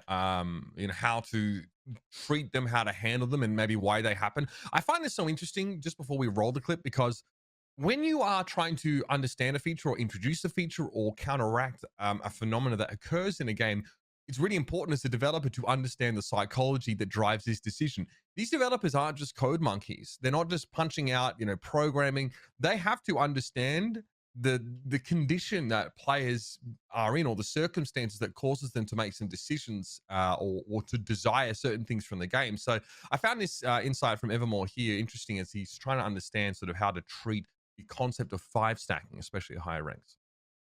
And then we want to find a reason for people to keep playing ranked. So a lot of times you'll be like, I got to the rank I wanted to be at, Immortal. Now I'm just going to make another account to get back to Immortal again to see how many accounts I can get to Immortal or something. So we want to see if there's a way we can keep players keeping to play ranked. And then also the 5-stack ranked problem. We do want to create it, hopefully have a solution during this episode, but I can't promise that at all, where we can figure out what does it mean to play as a 5-stack in a ranked environment. And this is something that the team is constantly talking about and debating on. It's a really big topic, and we don't have a good solution right now, but hopefully we can get one out there soon. So there you have it. I think this is really interesting. I think this is maybe one of the reasons why Clash was introduced in League of Legends, to give you that feeling. Also Flex Q, where like you could be disparate in ranks and still be able to play together in like a competitive environment. I think quite simply, we know this now, that telling high-ranked players with low-ranked friends to go and play unrated is not really sufficient. That's not the experience that they're looking for. But obviously, the nature of competitive is that you get a rank based on how good you are, and if you have disparate ranks from other players, you're not going to get put in the same game as them. You know, this has also been something that's discussed in like the BR community. These players don't like skill-based matchmaking because they want to get into lobbies against players that are ostensibly lower skilled and just poo on them. And the fact that they can't do that, they don't like the fact that they have to sweat every time they play. Obviously, there's no casual mode for them, so there's no unrated, so to speak, in Warzone. But it's like the weirdest thing I've seen. That I mean, they bitch about having to go up against people that are as good as them. Anyway, so that's interesting. I kind of like the, you know, talking about reasons to keep playing ranked after you get to a certain rank. For most people, I guess goal setting is important. Like I always set myself a goal that I know I'll never really reach, because it's sort of perpetual. It gives me something to sort of move towards. But I guess, you know, for those that reach their goal, you set a new goal. That's how it happened. My dream was to be an esports commentator, and when I got that dream, I had to come up with a new one. This is what happens if you're lucky enough to reach those goals. So I'm interested, guys, in how they're going to incentivize you playing on that same account, because the climb, I think, is what appeals to people, right? But how do you climb when you feel like you've sort of reached that ceiling? Well, you go and make another account, and you make an unranked to Radiant series on YouTube, like every content creator, and in the process, I think there's a lot of collateral damage in terms of like bad players getting pooed on by people that are smurfing. And I think that's something that Evermore hints at, that he's trying to sort of rectify as well. What do you think? Clash is going to be a good one, I think, to try to rectify that kind of stuff. Trying to figure out too, just in like regular rank, because I think they're still trying to figure that out on top of the Clash soon TM, right? Of what would happen with that in terms of trying to play with your friends. But the concept of Clash for League of Legends, to bring it into Valorant right now, I think it's kind of cool. It makes sense at the same time. And I'm looking forward for this to come out. I think this is going to be fun. I feel that especially towards the end of the episodes, ends of acts, people tend to really be vocal on social media of how bad their experiences are in terms of currently playing ranked games, solo queue or duo queue. So it's nice to see that they're looking for a way so that people could still enjoy playing ranked games, still level up, still grind battle passes without having to go through the whole gauntlet of getting shit on and insulted by randoms when you're solo queuing. Yeah, so I think it's going to be interesting how they deal with the smurfing issue because it is complicated. Game's free to play, guys. That's always tough, and even with games, I'll be honest with you, I'm convinced. So it was announced that Overwatch still has like 10 million monthly active users. I'm convinced that it's just 20 people with like 500,000 Smurf accounts that play that game. Like people don't mind dropping that money on another to buy another, because Overwatch is not free to play. Motherfuckers just buy another game. Like they'll do that happily just to have a new account. And then there's another gate where you have to rank up to level 25 playing quick play, which also takes some time. It's not actually the most expedient process. But level 25 unranked accounts are worth a pretty penny just sort of on resale, and this does happen. So there are plenty of ways around it, and players have demonstrated that they are willing to pay costs in order to smurf. In order to do that. So that's something that I don't know how you're going to deal with, because it's something that essentially it acts outside of the game. It acts outside of the service, really, that someone like Riot or someone like Blizzard are trying to provide. So what they're trying to do is now go above and beyond what they do as a game as a service provider, and deal with some of those external factors that sort of cause people to want to go and circumvent the rank system. That's basically what it is. So people are trying to contravene the skill-based matchmaking that is ranked and put themselves in easier games. Now we can discuss why that happens. It's very very common practice, but yeah, I mean, I don't know. I'm definitely interested to see how they deal with this. Riot has showed they're not afraid of employing some sort of new I guess measures in order to sort of keep the experience positive for a lot of their players. Obviously, like now they're dealing with the sort of the voice recording in voice chat to sort of be able to use that to sort of ban players, and they've had to update their privacy policy. And obviously in Russia as well, like they have voice chat now, so it's kind of like, we want to make this harder for ourselves. Let's open up the CIS region and their comms and really play this on immortal difficulty. Oh man, yeah. I don't envy them. I don't know how that. Like I said, I think I said this like a few months ago on this show. I don't envy the person that actually has to order those voice clips and hear that. That's just. Yeah, it's like being forced to listen to the Ben Shapiro podcast every fucking day. And you're like, oh, this is crap. Just having that pumped into my ears and just not be able to escape it. All right. So what are we hoping for in the coming year? I'm hoping for the Sovereign skins to return and to get Vandals and Phantoms in those skins because they look so nice.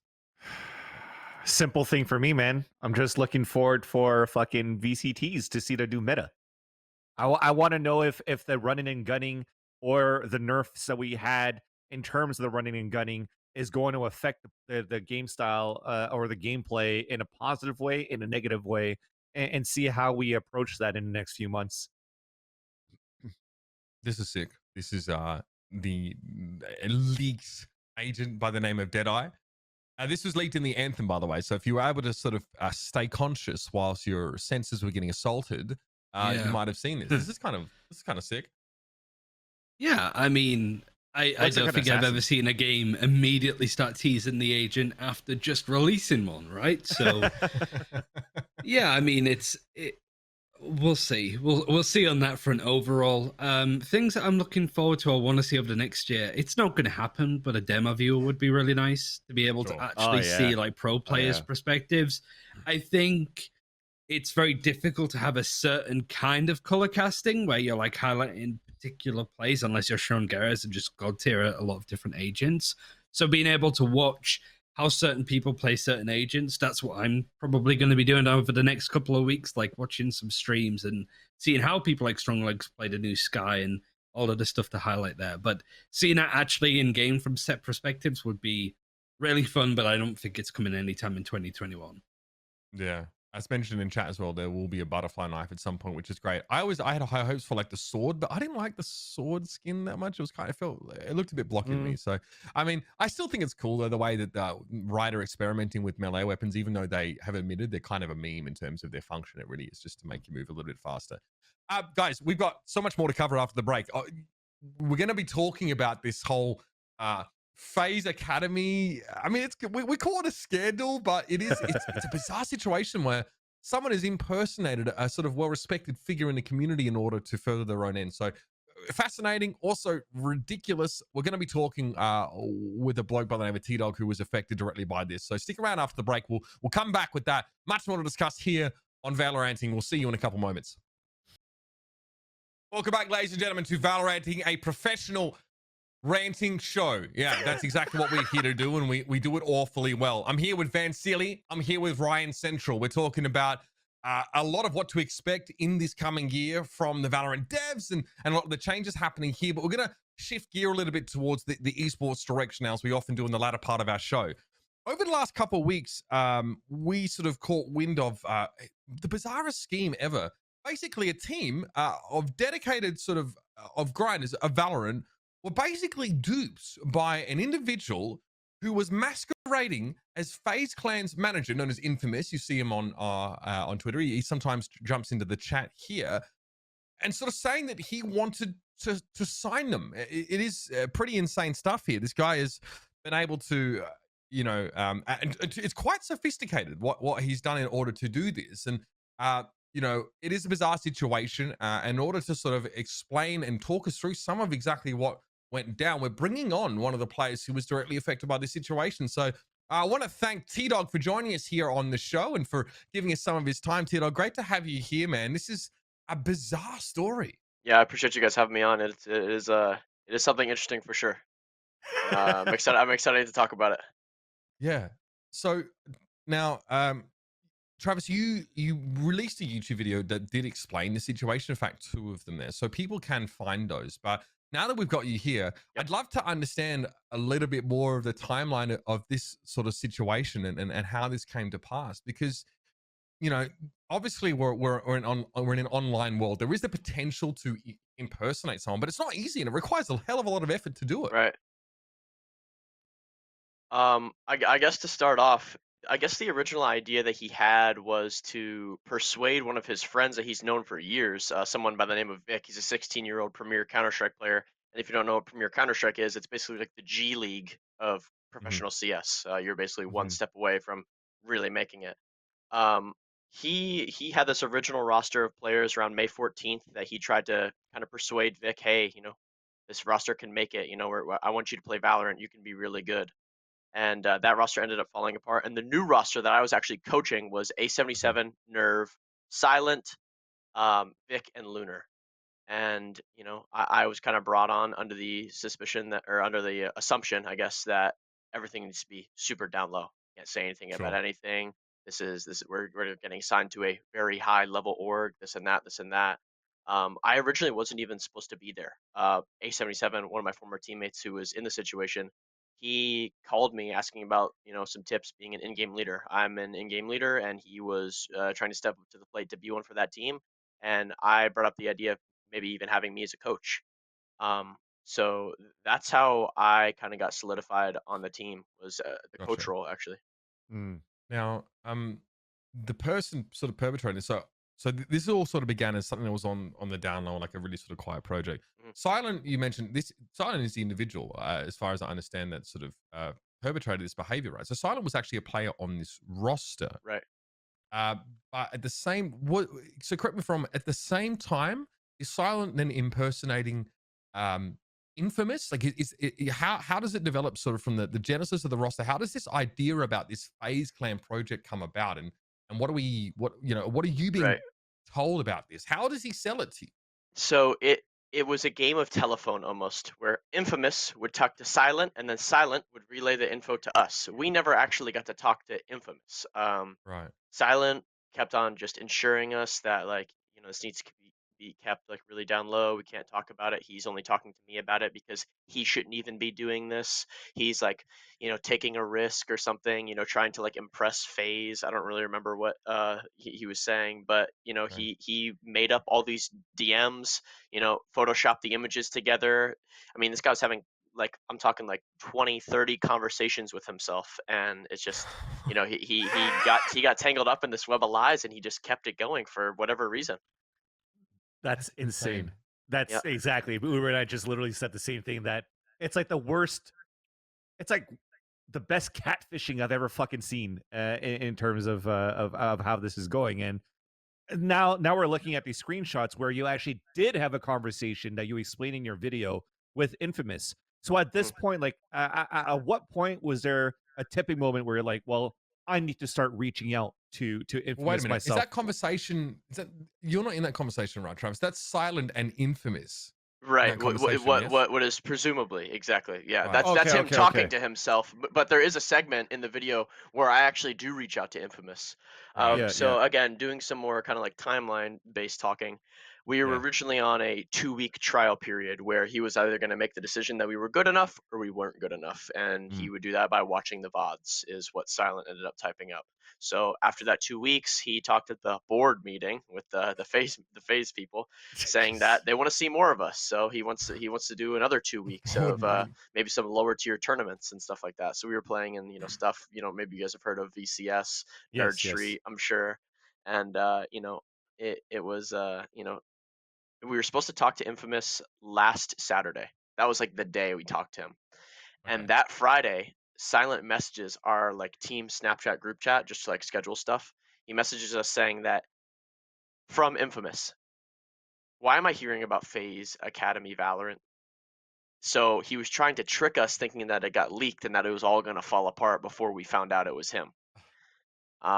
So, me, A77 and Nerve, we all got into a Discord call. I'm not going to lie, we were nervous, because we thought this was real, right? Yeah. And, I was the only person who had like contact with Infamous just because we were mutuals. We met a while back.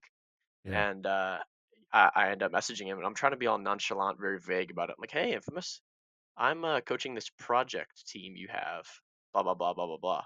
And he's like, project team?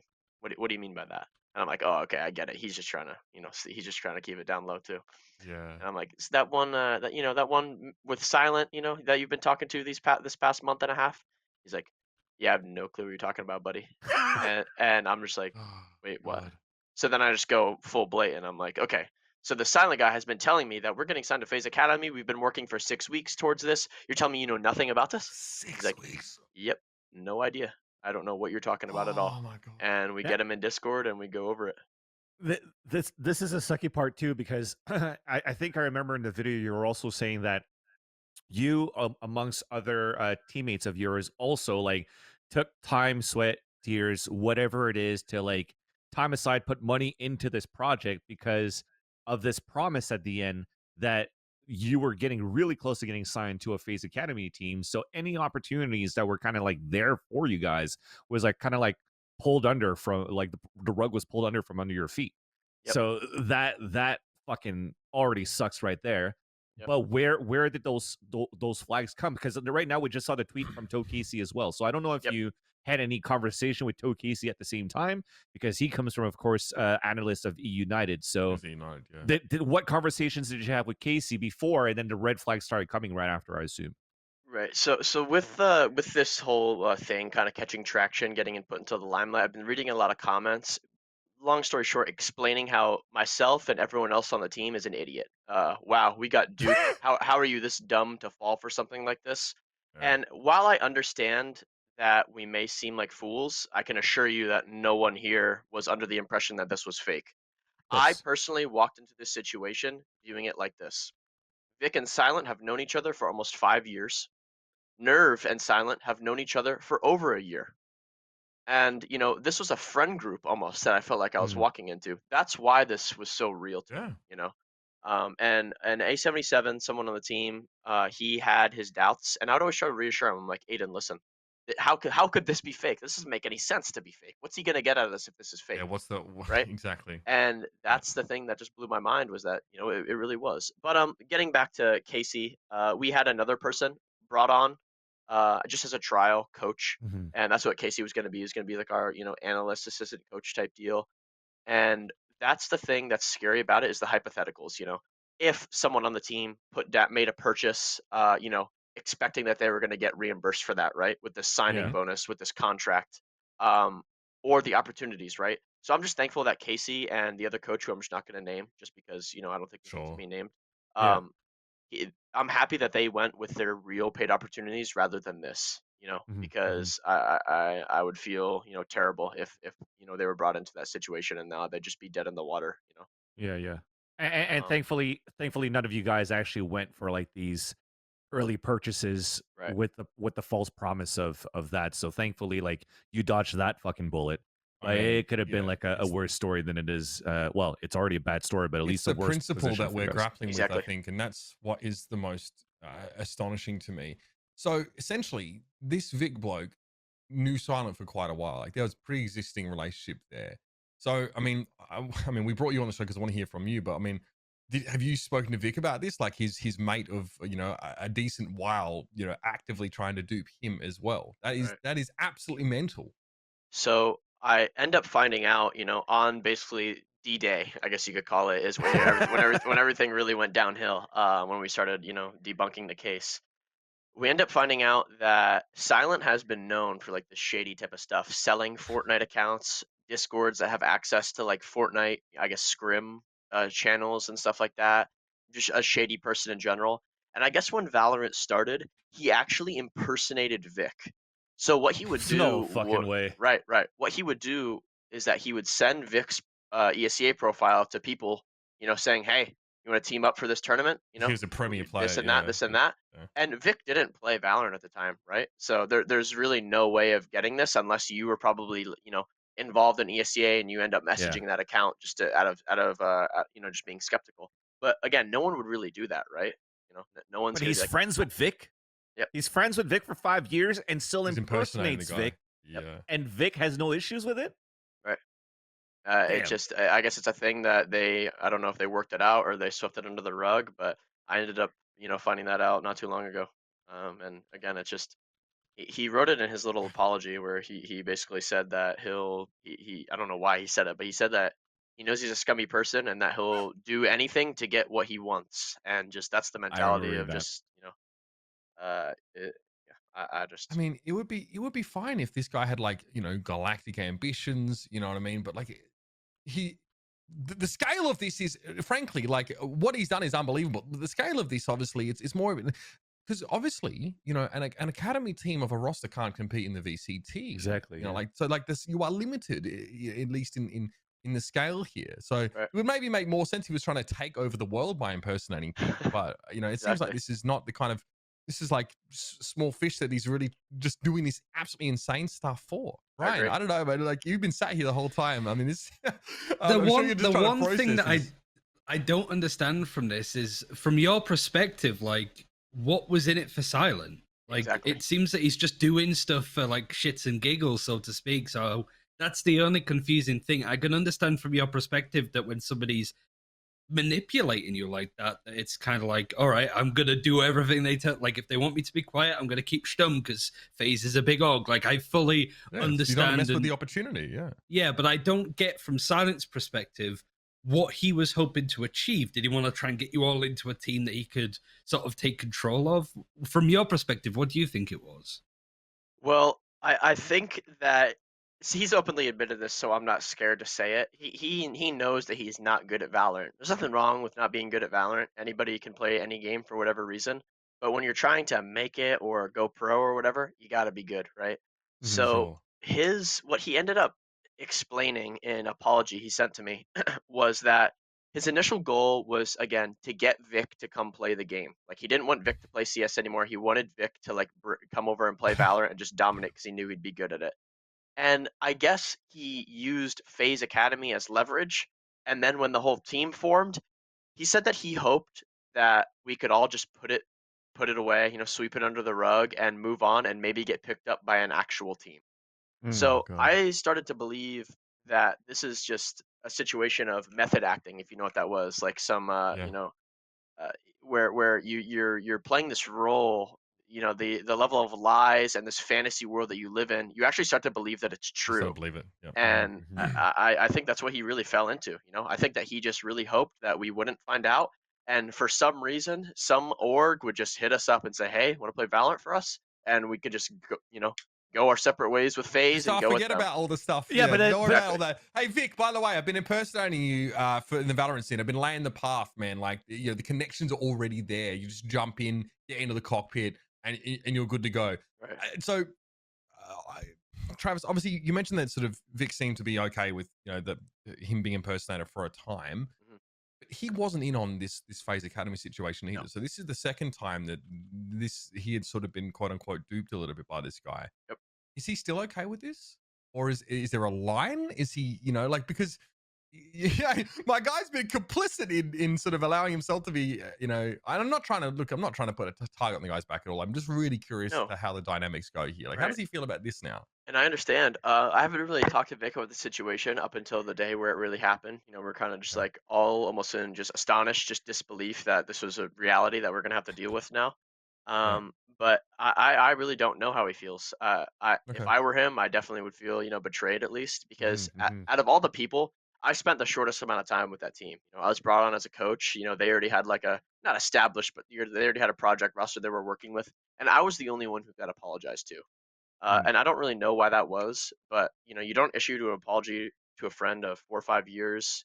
You don't issue an apology to a friend, over a year, Nerve, who he met up playing Valorant, and you're just throwing away, those late Discord conversation nights, whether you're sitting around or playing a game, watching a movie, whatever it is.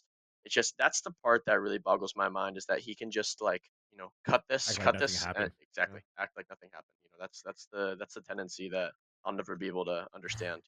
Yeah, it is. I think understanding sociopathy is extremely difficult, though. At times, to sort of relate to that. Sorry, Vance. No. I was just again baffled and mind boggled as much as you guys. As like if it did happen at some point, like his plan was that you guys stick together, you see the results. Basically, for Silent, you're basically coattailing and riding rosters and hoping to get picked up to get some sort of salary to start things off. Probably won't progress far enough, but at least you could say at some point, "Oh, I got pro level under my belt now." But imagine it gets to a point where the whole FaZe thing doesn't work out, and then an org wants to pick you up.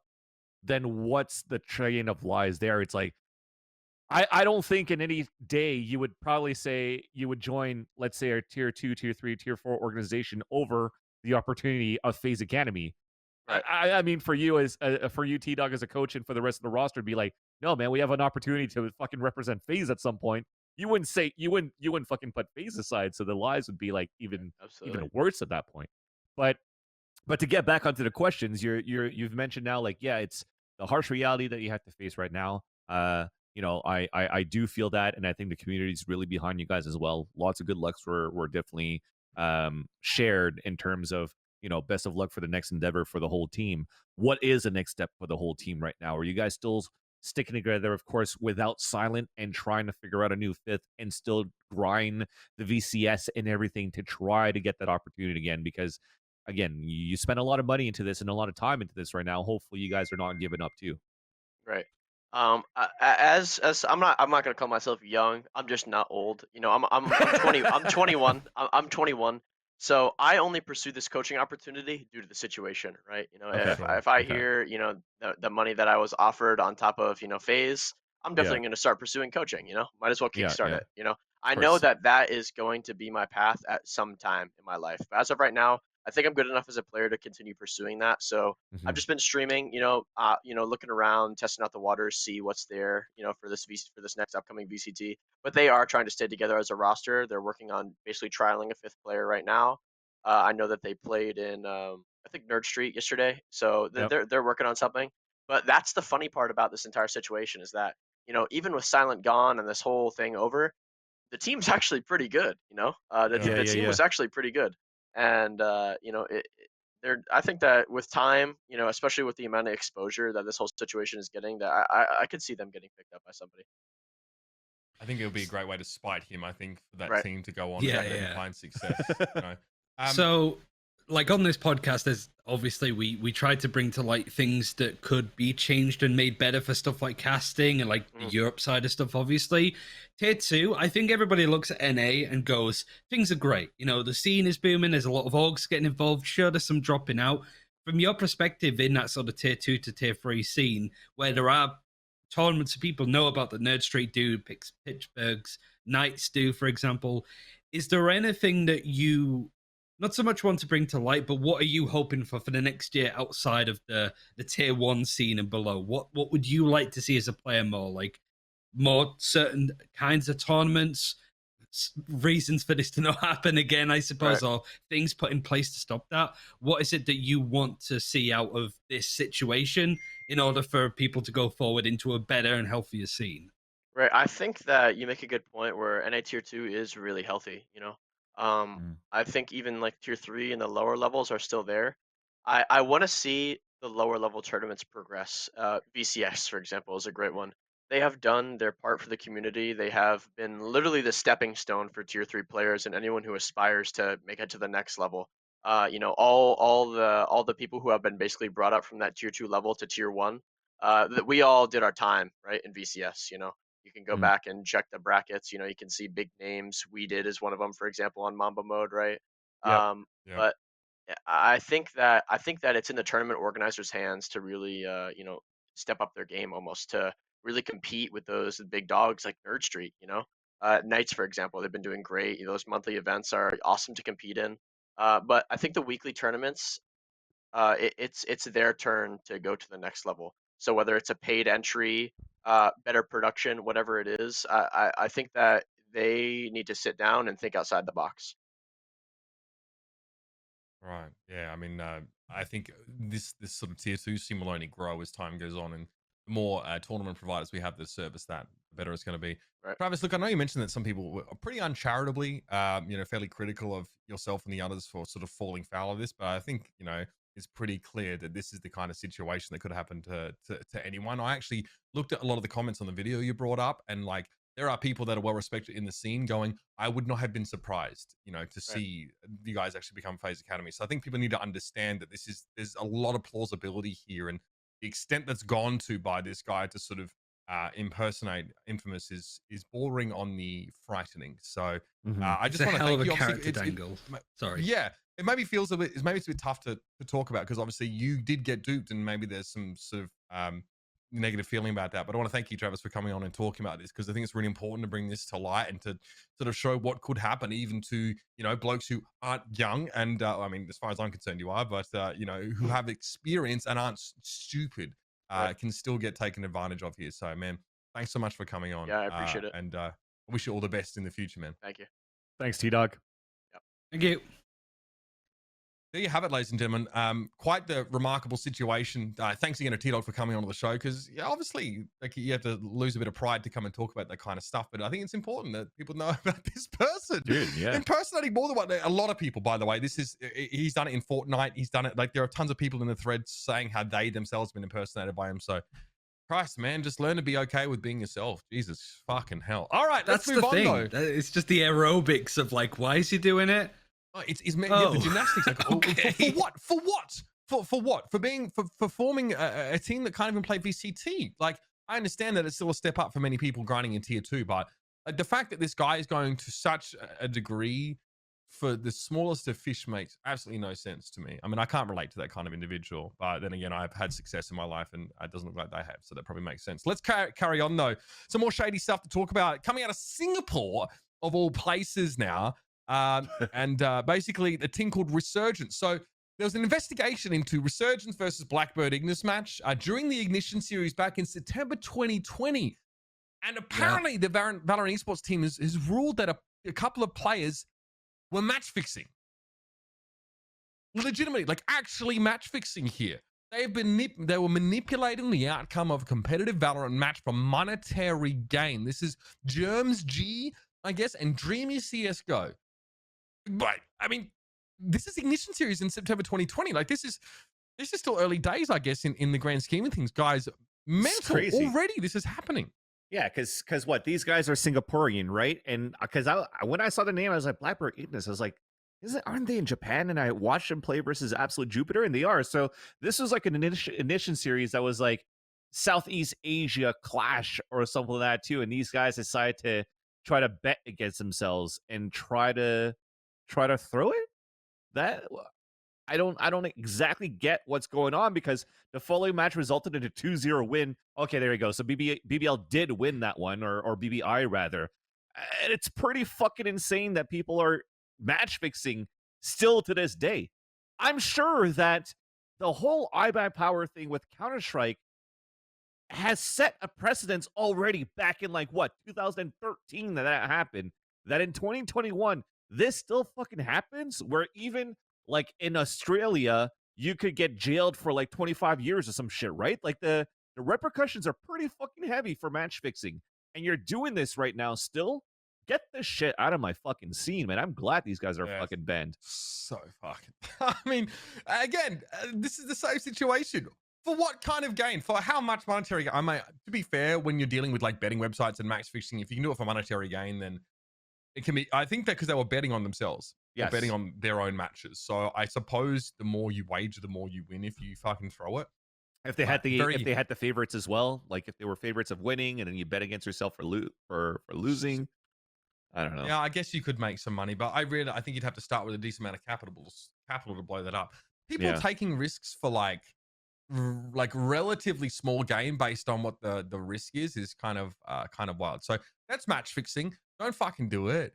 You will get caught for it. ESIC is paying more and more attention now to the esports scene, especially if you're in a major region. And if you're not, if you're in like an Asian region, the repercussions legally can be far more severe than the ones that you actually face in Europe or North America.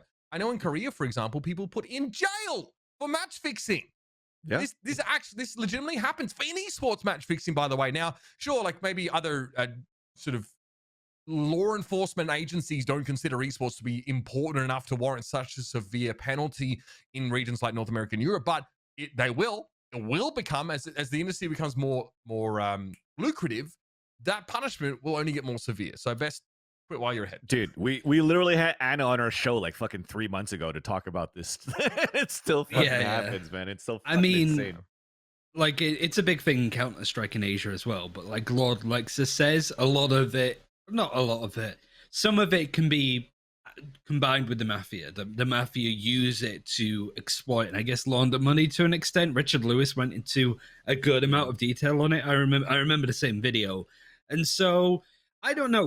We spoke about this last week on Press 4, like me, Sam, and Mike, and it's like my perspective on it. It just feels like I'm not surprised it's happened this early, and it's probably happening at the moment as we speak with some other regions and other teams in VCT. Yeah. It absolutely wouldn't surprise me.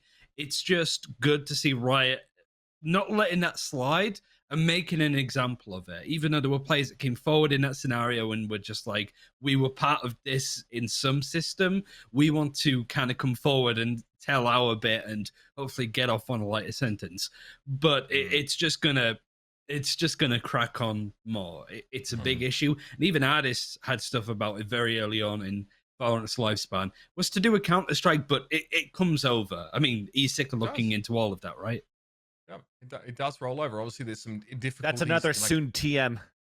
Yeah, exactly. Well, I mean, that has been a Damocles sword that's been hanging for a little while. So we'll see what the outcome is of that. We should move on and talk about some. What's coming out? Clash System or the ESIC report, which is coming first? Well, I don't know, man. Am I gonna be like match fixing if I'm betting on either or? I'd rather just sit back. And wait for it exactly. What are you trying to get us to bet on this shit?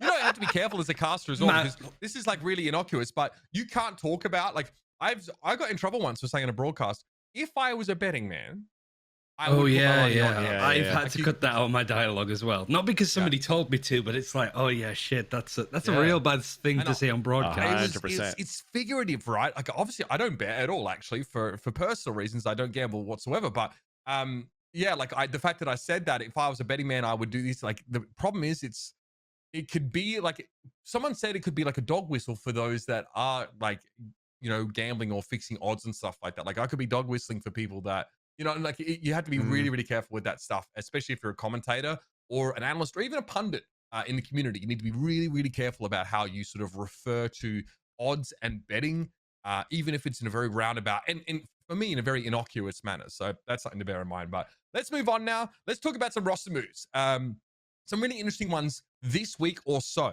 I could give you the rundown of all of them, but let's just start with the first one here. It's that Xeppaa, we talked about this last week, is confirmed to be playing for C9 in place of Poise. Before we talk about it, let's show the SOT. I think this is from the Nines, which is like a Cloud9 sort of show. They have like DDK and Monty on there. It's really interesting. Xeppaa gets interviewed by DDK. I definitely can't mistake this accent. And he talks a little bit about what's to come for him and C9. Xeppaa, you're going to be jumping onto the team. You haven't been playing very long, but you're going to be taking Poise's spot. So how does that feel? I mean, it definitely feels great to play the game. I mean, kind of, at first, just, like I was grinding rank to get a feel for the game. That's why I wasn't playing the first half. I mean, definitely feels good to actually play with the team now. There you go.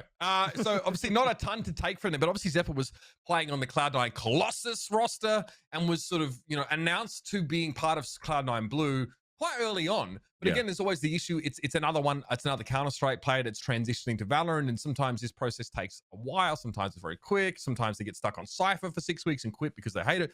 This is actually Xeppaa playing. So Vancilli managed to confirm this. This guy is clean with it. This is a filthy clip. ADS with a Vandal, tappity tap like that. I mean, when you talked about Xeppaa having that potential and the stardom of playing in the Colossus of Cloud9 with maybe even Tens back then, even Floppy back then as well. Floppy, yep. Floppy, yes, sorry. For him to be able to come now and play with Floppy and Cloud9 Blue for Valorant is actually a huge thing too. I think he's going to bring a lot onto the table. Already the Scrim Bucks are coming out too. As I think it was Vanity that tweeted it out yesterday that said Cloud9 is going to win Masters 3. So I am very, very happy. And I'm actually holding Cloud9 to a very, very high standard for VCT Stage 3. I think they have what it takes to make it to Berlin. And again, I hope that they're able to achieve that. Give me some more of that Cloud9 copium. I mean, in fairness, he would be replacing Poise, who was playing the Jet Rayner, right?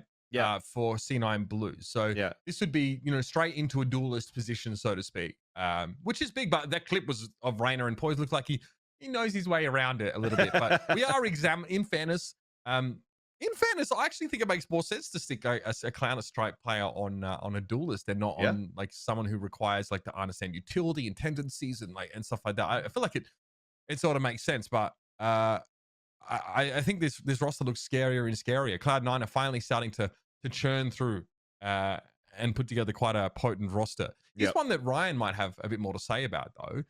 Is that OG? We talked about OG last week, and they're them sort of picking up players and then just not picking them up. That was weird. Anyway, we talked about this team. I think it was just Fick and Unco, and so they have added DPS, Destrian, and Trex, Ryan. Yeah, I mean, it's a decent roster. I mean, there's always sort of these negative connotations surrounding OG from stuff before, mostly just because of the whole Fizzy situation. But I like this roster. Trex and Destrian were on Honk before. Trex was previously as well on Singularity, I think it was, in the CIS region. And Destrian was on the old Nolpenki, who is probably the better player on this roster, I think. So I'm happy with it. I think it's a cool roster. But there's a lot of these kind of like, there's some decent players on this team, but you don't really see the full 5-player mesh come together, like who's playing what overall and that kind of stuff. So they could do relatively well. I think if I was a betting man, I'd put them towards getting into the close qualifiers part of it. But that's kind of a given. If they don't make that, then there's problems. I know it's early days, but you've taken out the top 8 teams in Europe. They should have a pretty straightforward and clean road into the close qualifiers to meet them. Should be a very key word. Okay. Yeah, I think Look, it was a pretty inauspicious start for OG's team. They pick up sort of a roster of known quantities from previous games, but they did. It definitely seemed like there was a strong connection between, you know, Damon, who was, you know, coached many of those players in previous games, who's still, you know, coaching this roster. There's a French connection there. I'll be honest with you. Yeah. Now Tanzik actually joins this roster, who was the coach of Heretics. So it's a pretty heavy hitting coaching lineup, and you've got some sort of proven quantities in terms of your players. So I am interested. This to me, I'm a little bit more confident about OG going forward. I mean, Europe's suffered a big shuffle, which means that teams like this have a chance to catch up while a lot of these rosters are acclimating, I suppose, coming into stage 3. So there's a good time for them to make something happen. Talking about European rosters, we heard that David P and what was his dickhead? I don't know what he's. Biggie. David P and another player. Yeah, Biggie. There you go. Thanks. They depart the XL roster, and the replacements have been found in the form of Mo40, of course, previously of Summon FC. Remember that pre-Fnatic roster, and Rubino leaves Heretics to join this team, and Happy moves to IGL. A lot here to go through. Yeah, both of these players are silver players overall. The XL guys coming in like, hey, sorry, we signed David P and Biggie. That was a stupid idea. It doesn't say that in the video, but I'm really sorry, guys. I didn't realize just how bad they would be having Biggie, David P, and Happy all on a team. It was a fucking disaster. But you know what? We live and we learn. We signed Mo, who used to be on an old team called Mo's Mosque, up the mosque. And so we thought he was a good fit for the team. There you go. There's a bit of ad-libbing. But like Rubino and Mo both played Silver, so it's kind of like, okay, who's going to play what? I have no doubt that they can make that work. They have some really good players on this team. Like Happy is exceptionally strong as a player. You've also got Honeybee, that was a really strong Sentinel back for Purple Cobras in First Strike. We haven't really seen all that much from him. So much like OG, XL is a team that I want to keep an eye on. If I was doing open qualifiers like I was like in stage 2, like the European casters got to do, XL is a team amongst G2 and Heretics that I'm keeping a close eye on, because this team can now pop off. And with Ali on that team as well, who is one of my favorite players from HSD, seeing him play on this team, it's exciting. I think it's a bit underrated, but this could be a surprise dark horse team to do relatively well in Europe. Yeah, so it's Happy, Honeybee, Mo40, Ale, and Rubino. So a lot of these players I personally don't know anything about, so I'm really interested to see what this roster can produce. I just think it's an interesting pivot away from building this team around David P to sort of completely moving away from that one now, and looks like it's really going to operate around Happy, which is I feel more comfortable with, just because Happy to me is the known quantity in terms of attack FPS brain. And seeing this sort of team perform will be very interesting. So I definitely got my eyes on that one. Okay, so here's one. We're going to go back across the pond to NA. Profi joins Complexity, Van Silly. Obviously, Complexity still looking for those results. They are still really looking to try and break their way in my opinion, to tier 2. Profi comes in here, and I really want to know what you think about this, Van Silly, and whether this is the right move or a good enough move for this team. I definitely do think that this is a good enough move for the team, because at the same time, I like that the tweet was like, it's the best worst kept secret, because I actually didn't even know that Profi was trialing with Complexity, that he even had a shot to go back into like competing again, because he's been looking for quite a while since his last team. So super happy about this one. I think with the experience that Profi has as an IGL for team as well, that could help into Complexity. Complexity lost Jonah P, who is also a Sova player that went over to Immortals. So now you're switching a Sova to a Sova, adding an IGL on top of that to mix up with Valen, Olahai, AGM, and J. Cruel. I think that this roster will be looking pretty decent right now. Is it going to make a deep mark into like the tier 1 scene? I don't think so yet, but I think this is still a step into the right direction to have somebody as decorated as Profi to be able to help out for Complexity to hopefully get there at some point. I got to cast Profi for the Nerd Street Monthly in he May. Played on that Complexity team for that tournament, right? Yeah, he was the MVP of the tournament. Absolutely, he had such a great showing. He looked really impactful on the role, and so It's a given, really. I know some casted with Tanner as well. I don't know if they did any complexity games, but yeah, like Profi had such a good run in that tournament and seemed to be a really solid team on a team that hasn't really done anything this year. We saw a lot of them in First Strike. They've been really surprised quiet, in some areas, but they've not really got anywhere close. So, I think they fall into like FaZe and stuff in qualifiers and NRG, so it's kind of expected, but still, you expect more from the big colossus of complexity. Shut up. Because explain to me, that was the May qualifier for the Summer Championship. That hasn't happened yet, right? That's still coming up.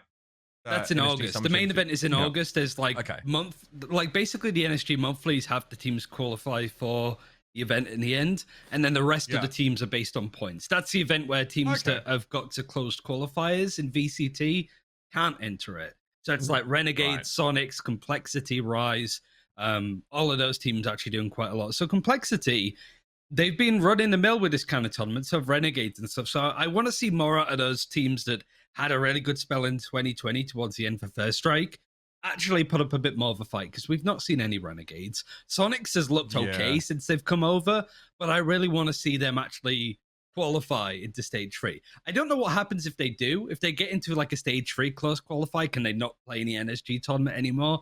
That'd suck. I don't think that's the case, but yeah, like I want to see more out of those teams because they're big orgs, let's be honest, so they should be performing a little bit better in the actual circuit. I think today, if I'm not mistaken, wait, is it June the 22nd, right? Yeah, so today that NSG Summer Championship, it's going on. So is it casted? Maybe not. That's a shame. It will be. There'll be somebody doing it. Do we not have enough casters in North America? Fuck me. I thought this was ridiculous. It's saturated as fuck. Anyway, you get to see the Renegades keep playing the jerk, which is something that I was wanting to try and follow. It is casted. Thank you. Thank you, J Rush. Thank you, chat. All right, well, that's good. Sorry, no, the only reason I say that is because obviously on the VLR.gg page, you usually have an icon that indicates that it's going to be casted. I'm not calming down. I want to know if my game's been casted in advance. So if I want to go watch this team, I want to be able to fucking do that. All right, shit. God damn. All right, moving on. This is a big one. I mean, well, it could be big. At least it is on the surface. Navi has announced that they are joining the Valorant scene. They have announced their first player, Cloud, who I'm not familiar with, but this is a big-time org with big-time money, with big-time aspirations that are making their way into Valorant. Yeah, they've started off by signing Cloud, who was on Crowd as a team. This was the team that Durka played on, and they also have a play called Dreams as well. It's really good, and so I can only get on so erect the fact that they're picking up bits of Crowd. Like it's such a menacing young team. So to see Navi, one of the more prolific CIS orgs, come in and slowly put together a roster's cool. It seems the main thing is that this isn't a team that's really going to try and contend for VCT this year. It's going to be a long period of trials, but Cloud is the first official player. Everybody else has probably been trialed for the next couple of months. Who is Cloud? Where does he come from? Basically, he comes from Crowd, which I think it was an unsigned team. It's hard to tell. It was one of those like they're such a small unknown org that they could potentially be like Summon FC, just an unsigned team with a really good logo that people are like, oh, this is actually a team. Like London United, funnily enough, is an org, so it just gets confusing at that point. But yeah, this is a team that actually had quite a lot of impact. Taken some upset wins. I probably who would I compare them to? Maybe a little bit like Fabrican way back when, just a team that clearly had potential, but they were quite young overall. Or maybe even Summon FC, but a bit more frag heavy more than anything. So you can imagine with a team like Cloud on it that has been very good on duelists alongside Durka. They were running riot. They got 2D challenges, won finals up against Gambit, I think it was, who they beat, which was Durka's last game for the team before he moved for Fnatic. So that team had a lot of potential. It's disbanded, but honestly, that team could very easily move to be the core of this Navi team. But it sounds like it's not going to be we're going to announce it all next week. It could be a 2022 thing before they go, this is our final team. When we talk about big orgs, that's a fucking big org in there too. So I'm really happy to see Navi in here. Yeah, I mean, they have in so many of the scenes that I've been a part of, they've been such a big factor as well. A great conduit, I think, for the incredible talent that comes out of the CIS region primarily. I really like that they've sort of they regionalized their teams. Like they've always been CIS players, and that's fine. And it's been a great way to showcase the talent. There is a ton of talent out there. I remember hoping for them to get into Overwatch for a while. It didn't quite happen that way, but I expect big things from this team. They don't take second place. You know, they're not. look at what they're bringing to the game in Counter-Strike. So that's awesome. Speaking of other big orgs making big decisions, the rumor that Pitt was being replaced on G2 looks like it's really solidifying here. So I think now, who is it? Is this Nell? Let's just get one PV. So this is Nell reporting. So 2 months ago they announced that there's going to be a change. Pitt has not adapted apparently to the new roster setup, and apparently his level has been affected. So he's piecing out. This is going to be a wide-ranging change for this G2 roster. Now it's just Mixwell, the only remaining player from this sort of I'm pretty sure I'm not messing that up, right? Just Mixwell. Correct. What a big upheaval for this team. I mean, I think if Mixwell didn't have such a big influence, you'd probably get rid of him as well, to be honest. Don't you? Like, he's fine, he's impactful. Potentially he was going to move over to the Sentinel, which is like, what on earth is going on with this team? It just seems to get more and more batshit. But I do understand it. When it was announced that Mixwell and Piff were going to be the players staying on this roster, I said it. I was like, I think that they should have kept the other three and dropped those two, but obviously they're not going to drop Mixwell. He is massive for G2, so understandable that he'd stay involved. But Piff had a lot of people seem to really like his playstyle and think that he's one of the better Sentinels in the region. I just think it hasn't lived up to that expectation for quite some time. He has some really good maps. He has some really good rounds. He had a really good stage 2 of VCT when we saw, who was it? Who was coming in as the super sub overall? Aussie. When Aussie was on that team, I think we saw Patitech and Piff looking the best that they ever did. Certainly with Piff looking a lot more comfortable on Viper. But frankly, it's not a huge drop in the water to see him pulled out of a roster and some other upcoming Sentinel player, like we saw with Magnum, come in and absolute wreak havoc. I don't think it's difficult to replace him, as mean as it sounds. Is he washed? I don't know if he's washed. I think it's just G2 are clearly wanting to build an identity here to be sharper than they ever were. I think Piff is a really good support player, but if you have Mixwell kind of going, I can't be this like insane jet player, I can't keep up with Tens or Durka, I'm good to sit back and play more supportive stuff like a Sentinel, it would make sense why you'd go, sorry Piff, you just put him in a bag and throw him in the river because Mixwell now wants to play in your role. Concrete booties and all, baby. So you're nothing personal. Okay, that makes sense. If I guess that lends credence to the idea that Mixwell maybe makes a role change there with this team. I think GT or you fans, see a more aggressive Sentinel player come in, because Piff wasn't that. So I think that was one of the issues. You have too many passive play. Well, Aussie was good because you have Aussie and Piff being really passive, but you saw Patitech, Mixwell, and Ardis playing a lot more aggro. There was a nice balance there. But now it's like Piff's playing passive. Everybody else is playing super aggressive. I don't know how well it worked, but I don't think he's washed. I just think that it's understandable with this amount of change that his unique playstyle of playing a Sentinel isn't going to mesh anymore when so many other people have come through and defined the role a little bit more than he has over the last couple of months. I mean, even when I saw Pitt join NIP in Counter-Strike in the first place, he was not an aggressive player. He was definitely a role player on that roster. So I think that tendency for him has definitely carried over. And I think, Valorant's meta changes, right? Like at times being the aggressive players was really effective. At times, being the players that were really more considered has been effective. It changes a lot. So, hopefully Pith lands on his feet. Same. Again, he definitely seems to suit the Sentinel role, but he's not that aggressive kind of player. Like we talk about players like Dapper, for example, who play Sentinel, but also have moments where they can actually mix the pace up and play aggressive and then catch their opponents off guard. If you're a little bit too predictable, like maybe Pit had become, then I guess that could be quite difficult. He doesn't seem vocal as well. Sorry, I didn't mean to interrupt. I think that was just... yeah, that's true. I mean, so if you have a passive player and he's not very vocal, it's kind of like two real negatives, I suppose. Because if you're really quite passive player, but you're very vocal and trying IGL, makes a lot of sense. You try and dictate and control the game. Or if you're sort of super aggressive and don't talk, if you're tens, then that also works too. But if you're not talking and not really playing high impact or making plays, there's just other players that will be able to beat you in both those departments. All right, let's move on here. That's all of our roster changes for this week so far. Obviously, Darker Plax isn't in the chat, otherwise he'd be freaking out about this, I'm quite sure. Let's talk about game changes. Obviously, VCT game changes presented by, well, I mean, it's an alliance between Dignitas, Verizon, and of course, Riot Games. We saw the qualifiers over the weekend. For those that wanted to sort of catch all these games, there was, I think, one stream that covered a lot of them. I think I heard you on there, right? Were you on there, right? Not this time. Sam was. It was Tanner. I saw. Yeah. Sam was on there. It was Tanner and Simo. I heard Mimi was on there as well. Mimi was on there. Yep. Big shout out to everyone that's been involved in it so far. So it was. I remember looking back. I definitely tried to find obviously footage for some games. It wasn't there. I think the CLG Red vs Just Breathe game was really fun to watch. I really enjoyed that. Yeah. I did want to see the Cloud9 White Shopify Rebellion one, but you can't know how these games are going to play out. You know, when you decide what's going to be streamed and what isn't going to be streamed. So that's fair enough. I'm loving it. Like I went back and watched some of the games. I thought this is great.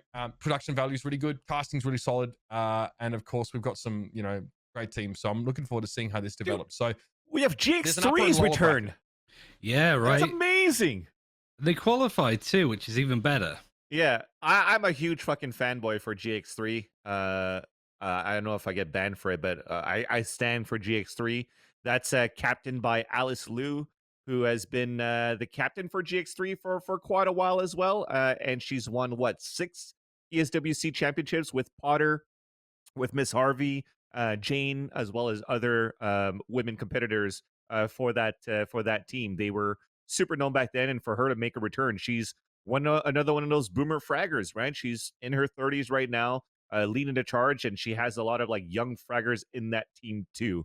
Overall, though, when you look back at that bracket, I think what surprised me the most and unfortunately made me sad was not seeing Genji nor Men I Love Fwogs qualify.